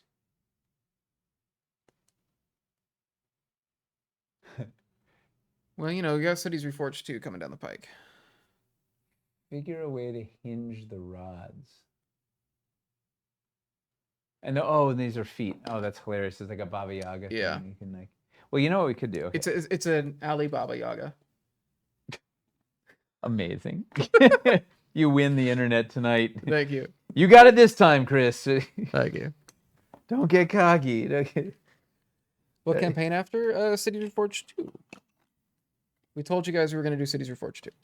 Yeah. Yeah. Oh wait, I just put the same thing in the same. Brain not work. This is going to be a large investment, yeah. This one will be a large investment. This is is the gonna be- largest investment since Lowtown. Yeah, and it's going to be the biggest one we do for a while as well. Okay, so now we can do this. Boom, boom. That's It's like an ATST, Yeah, honestly. it's about the same animation level. You just put so you just put the turrets on the. I just watched the original trilogy with the kids because Hawken didn't remember it because he watched it when he was like 3 or something. You guys remember from when he and- was 3? That wasn't even that long ago for him. Yeah, it's amazing what you don't remember. Do you how many things Yeah. movies do you remember from 3? And the some animation on those the ATSTs and like the Rancor and some of that claymation stuff doesn't hold up as well as some of the stuff is amazing. And the new animated stuff that they jammed in there for the extended, it's terrible. Looks so bad. I So saw bad. Like all the analog stuff is better than the new stuff that they jammed in. I saw 2001: A Space Odyssey in 70 millimeter this last weekend. Wow. They're doing the Paris is doing their summer. That must have been outrageous. It was insane. That is and that's an it was experience. really funny watching just like the opening monkey sequence. Yeah. It's like that's just dudes in Can suits. you see like the zippers in the suits? Yeah. Yeah. That's funny. Wait a second. Where is Incredible movie. But yeah. The original will be back in theaters next year for the 50th. Wow, Star Wars really up on its 50th. I guess it is. Yeah, it's 77. Wow, I didn't think about that. animation? Just get 2-star. I think unfortunately, I think the turrets wouldn't go on the side of that scene, at least where that biscuit hole is. Well, maybe you could. It's got multiple holes, so maybe you actually could put it somewhere good. I'm afraid I can't do By that. 'Cause popular demand. the funniest thing with watching 2001 today as opposed to back then is the entire 25 years ago. more than that. 2001? Isn't it 2026? It was. No, I mean it's set the year. Oh. 2000. Yeah. I thought you meant like when the movie came out. No, Like no, man. 70s. Yeah. It's a lot older Yeah. than that. Just Hal's, when he is trying to get Dave to not I'm sorry, unplug him. I'm sorry, Dave. I'm better now. All that stuff. Everybody was just laughing really hard because it's like, oh, this just sounds like what theory. when This is ChatGPT Chat- says something wrong, and you're like, that's a lie. You made that That's up. And they're like, oh, hilarious. you're right. I'm sorry about that. I truly apologize.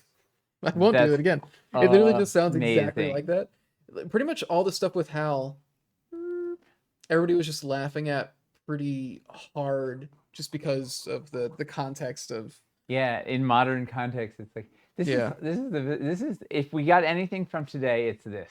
Yeah, We got the Ed 209 from RoboCop.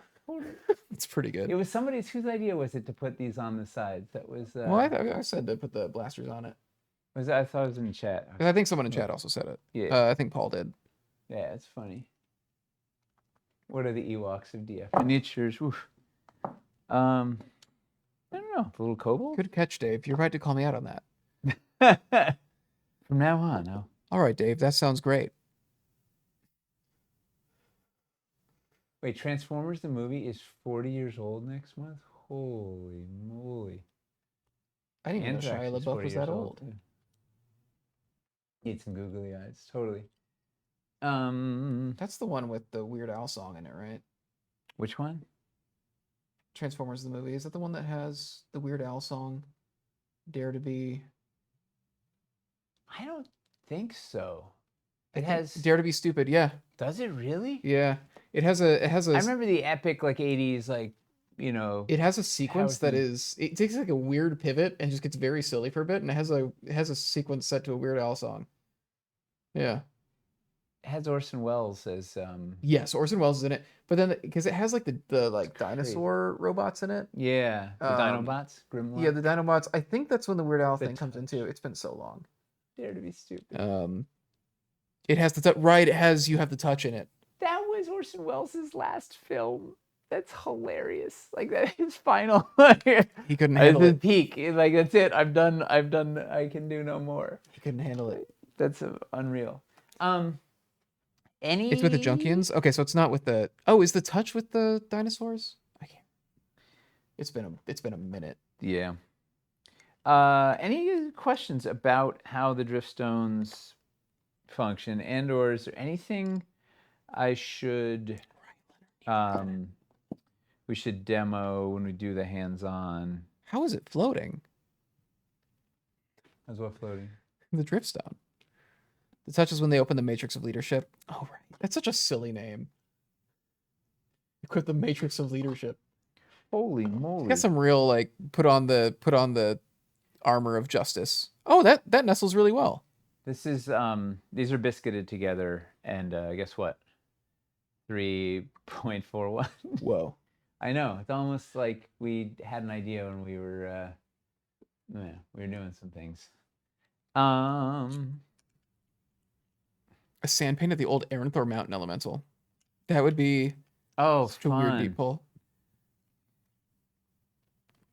We need to get the Earth Elemental into it. We need to decompose a lot of the original Aranthor stuff. You shouldn't have to buy the $600 full Aranthor Mountain set to get the Elemental and some of the other pieces in there. Aranthor Cliffs 3 forged. Yeah, some of them just aren't very. I don't even. It could just be a straight to store thing, even because we just got to make a couple comps. What other pieces? Judd Nelson is hot rod. Nobody asked. The Toy Matrix is out this month, and it lights up and plays the touch when you open it. That's stellar. I'm surprised they're still making toys for that. We got to put that. We got to just put that in the campaign. Just randomly. Well, because where else are we gonna do it? I don't know. Siege Reforged 2, you can put it on top of your city walls or something. It's fair. We got to get it into somewhere. It's just there's no civilization out here. Like nobody's putting heads. Well, on. because this is what happened to him. Yeah, you know. Is the last. This is Bob. This is the last. Yeah. Yeah. Oh, we were doing a Fallout build with this stuff, but the head on the pike could be like a super mutant. We'd have to do frozen head on pike. Give it the oh, that's true. the dusting. What's the other thing we didn't? Oh, I didn't show these. Part of the reason too on the putting the pull accessory holes in here was so you could spike it up even more. So you could. IME, we're doing the ice flow pieces in clear. It would make things much more complicated and expensive if we did like the ice bulk pieces in clear, because you'd have to mask it would complicate the painting a lot. It would be cool as hell. It is not in the scope of what we have here. Yeah, but that would be badass. I would be a fan. Is that a broken one? Just put you on with some white stick. Fine. Where's the other? I have this wad of white stick that I just play with during the streams. Oh yeah, it gets my fingers incredibly sticky. Yeah, you can stick the little shards in there. You can put the spindles in here. You can really spike this thing up further if you want to. I see heads on pikes when I'm hiking. All right, let's show one last. I got one last. We had a lot of beans. Maybe it was too much. Do we have had our fill of beans tonight? Because we saw the whole just online. Oh, I guess we've been off for a month and we're probably not gonna be back for another month. So, what the heck? We got one. All right, so this is a stretch goal at $1 million. If we make $1 million. 1 million. I don't have any space. All right, everybody have their sleuth glasses on, or whatever. Your magnifying glass. Your sleuth glasses. Yeah, your little. All right, who wants to guess what this is? Any ideas? A rock, a rock. This is Hoppy. I agree. This is the best stream we've had all month. Yeah. Yeah. It's 3.41. Yeah. All right. You want to see? You want to get a little crazy? All right, look at the back. Teeth for bugs. Close up in the cavern entrance. Oh, like a rubble fill for the.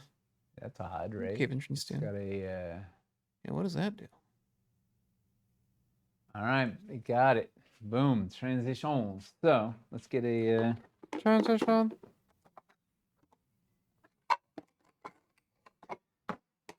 We just don't tell them what it is until somebody. Yeah, If nobody that was your guesses it. bean. You gotta enjoy it. Get out of here. All right. So quietly cooking these in the background. This, it's like, yay. Wait, I gotta make sure I'm in the thing. Oh, maybe we stop down one. I forgot we're in ice world here. Yeah. Uh, Sequel to Waterworld. Also didn't do well.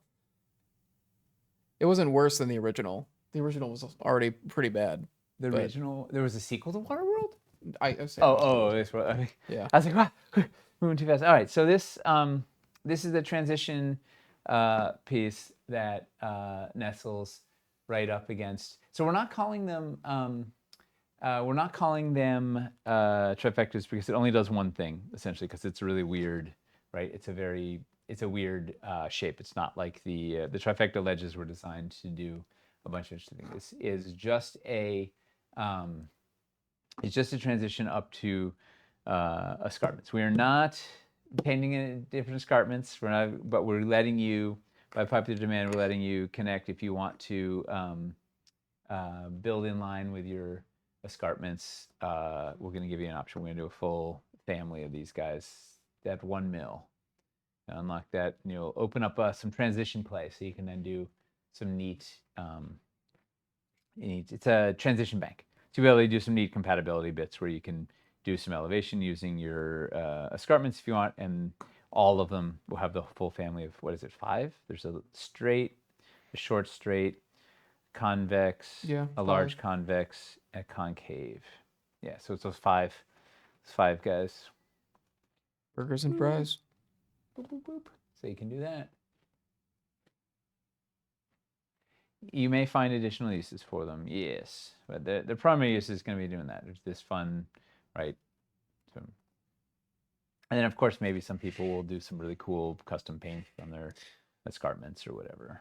The Starbucks of burgers. But beyond the Starbucks of burgers, beyond the scope of this campaign to do repaints on the escarpments and yada yada. But this should give you some options. Yeah. Oh, and you could do, over here, let's see what this looks like. Do I have ice plug? I saw one before. Whoa. Too many pieces. Can a transition to a battle matter doesn't need to be raised to floor height. So these are just is for floor floor. height. Strictly floor. And this was by popular demand, right? We heard you guys. Have we shown that yet? Yeah, we had it at All right. had it at Gen Con. Oh yeah, you're right. Never mind. Yeah. Yeah, he was in the Gen Con build. I don't know where the ice. I wanted to put a little ice shard. Now I can't even find the other ones. All right, let's just put the Wyver stone. 2 across from each other makes a trench across. A trench. If you put an escarpment over here, and had right. You I was could saying the idea of a trench is exciting. yeah, like you could have a whole crusade of trenches. I don't get it. Okay. I have If my. this was the ice version, it would be. I'm so close to having my army done. So close. Yeah. All right. Well, if you want to go down to train tray, use a bank. The banks. Mhm. This is the desert version. of One the thing you Epic actually Bank. could do, if we have the banks here to show it, you could just put banks under that transition instead of a floor. Yep.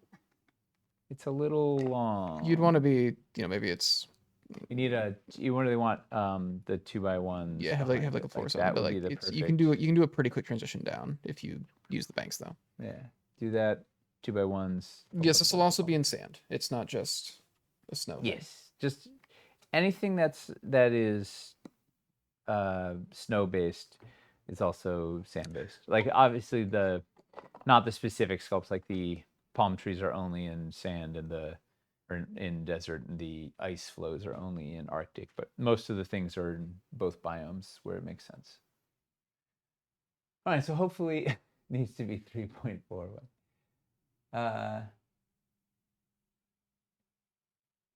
Assuming this will work with the grass tiles, Yeah, you could put. Oh, I mean, yeah. you could theoretically put any floor Let's test that out. under here, and it's just like when the spring is coming and the snow is uh, melting, and there's just there's little piles of snow left. Snowy palm trees. That's pretty cool. That's good. Well, I guess we could try the roads. Yeah. I thought it was going to be a plain floor. Yeah, so you could do something like that. It's You like could the last- absolutely. last vestiges of it.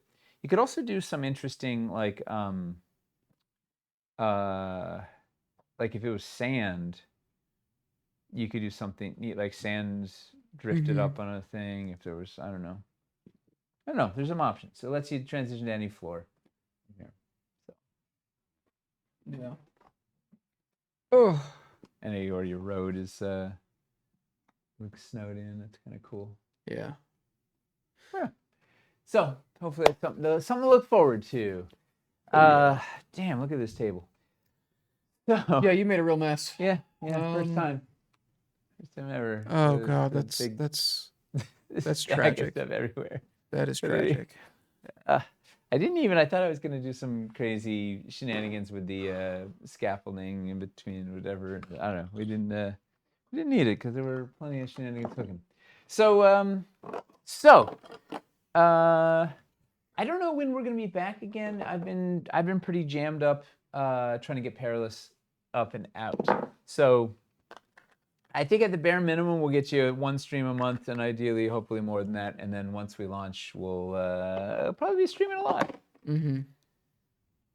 But we will see. Yeah, it's hard to know. We're kind of just having to take it week by week. Yeah, there's a lot of moving pieces. Yeah.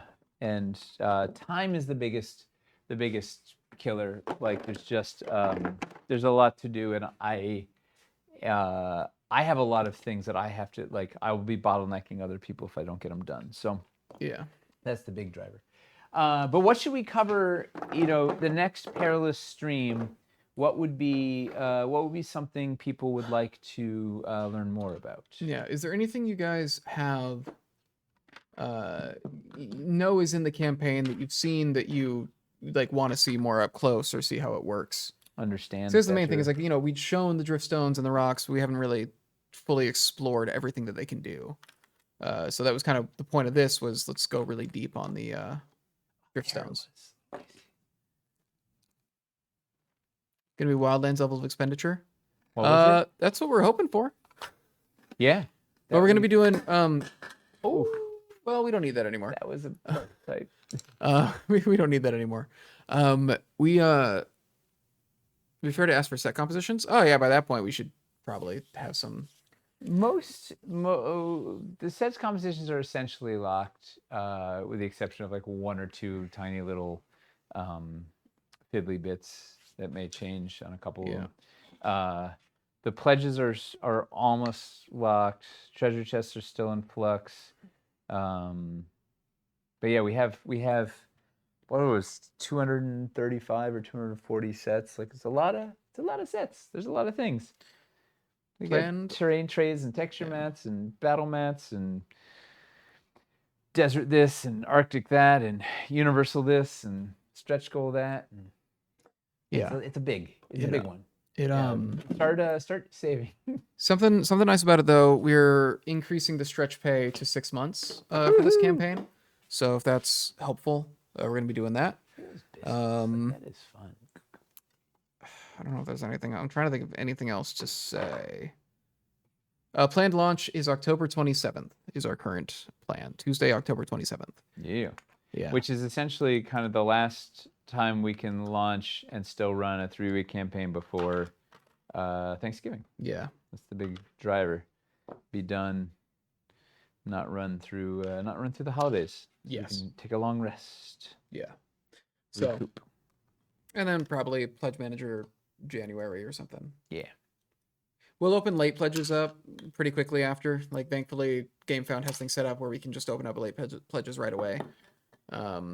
So, we can still be collecting people during that time, but I don't Ju- think there's any way we could launch the pledge manager in Yeah. December. Like when Well, yeah, just when going Tyler off reminded me, like we have an all-in that we have to photograph and Yeah. go. That's going to be like every piece in the world, and I don't know. Yeah. There's a lot. Oh, right. And we have PAX Unplugged. And just going off of There's a just lot. what large campaigns have been like for us, usually with the pledge managers, we end up adding a fair amount more.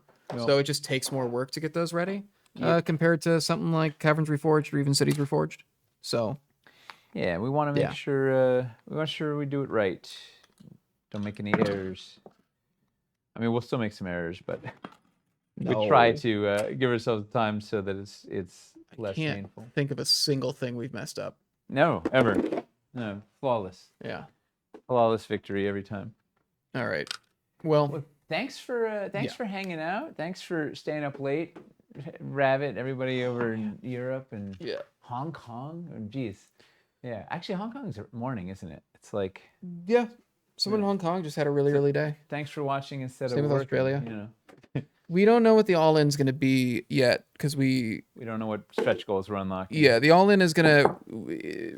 With GameFound now, what we've been doing is we haven't been making the all-in until the pledge manager, so that we know everything that's being added to the campaign and all that. Because if we make an all-in and then we add some more pieces, it's like, okay, It's well, not all.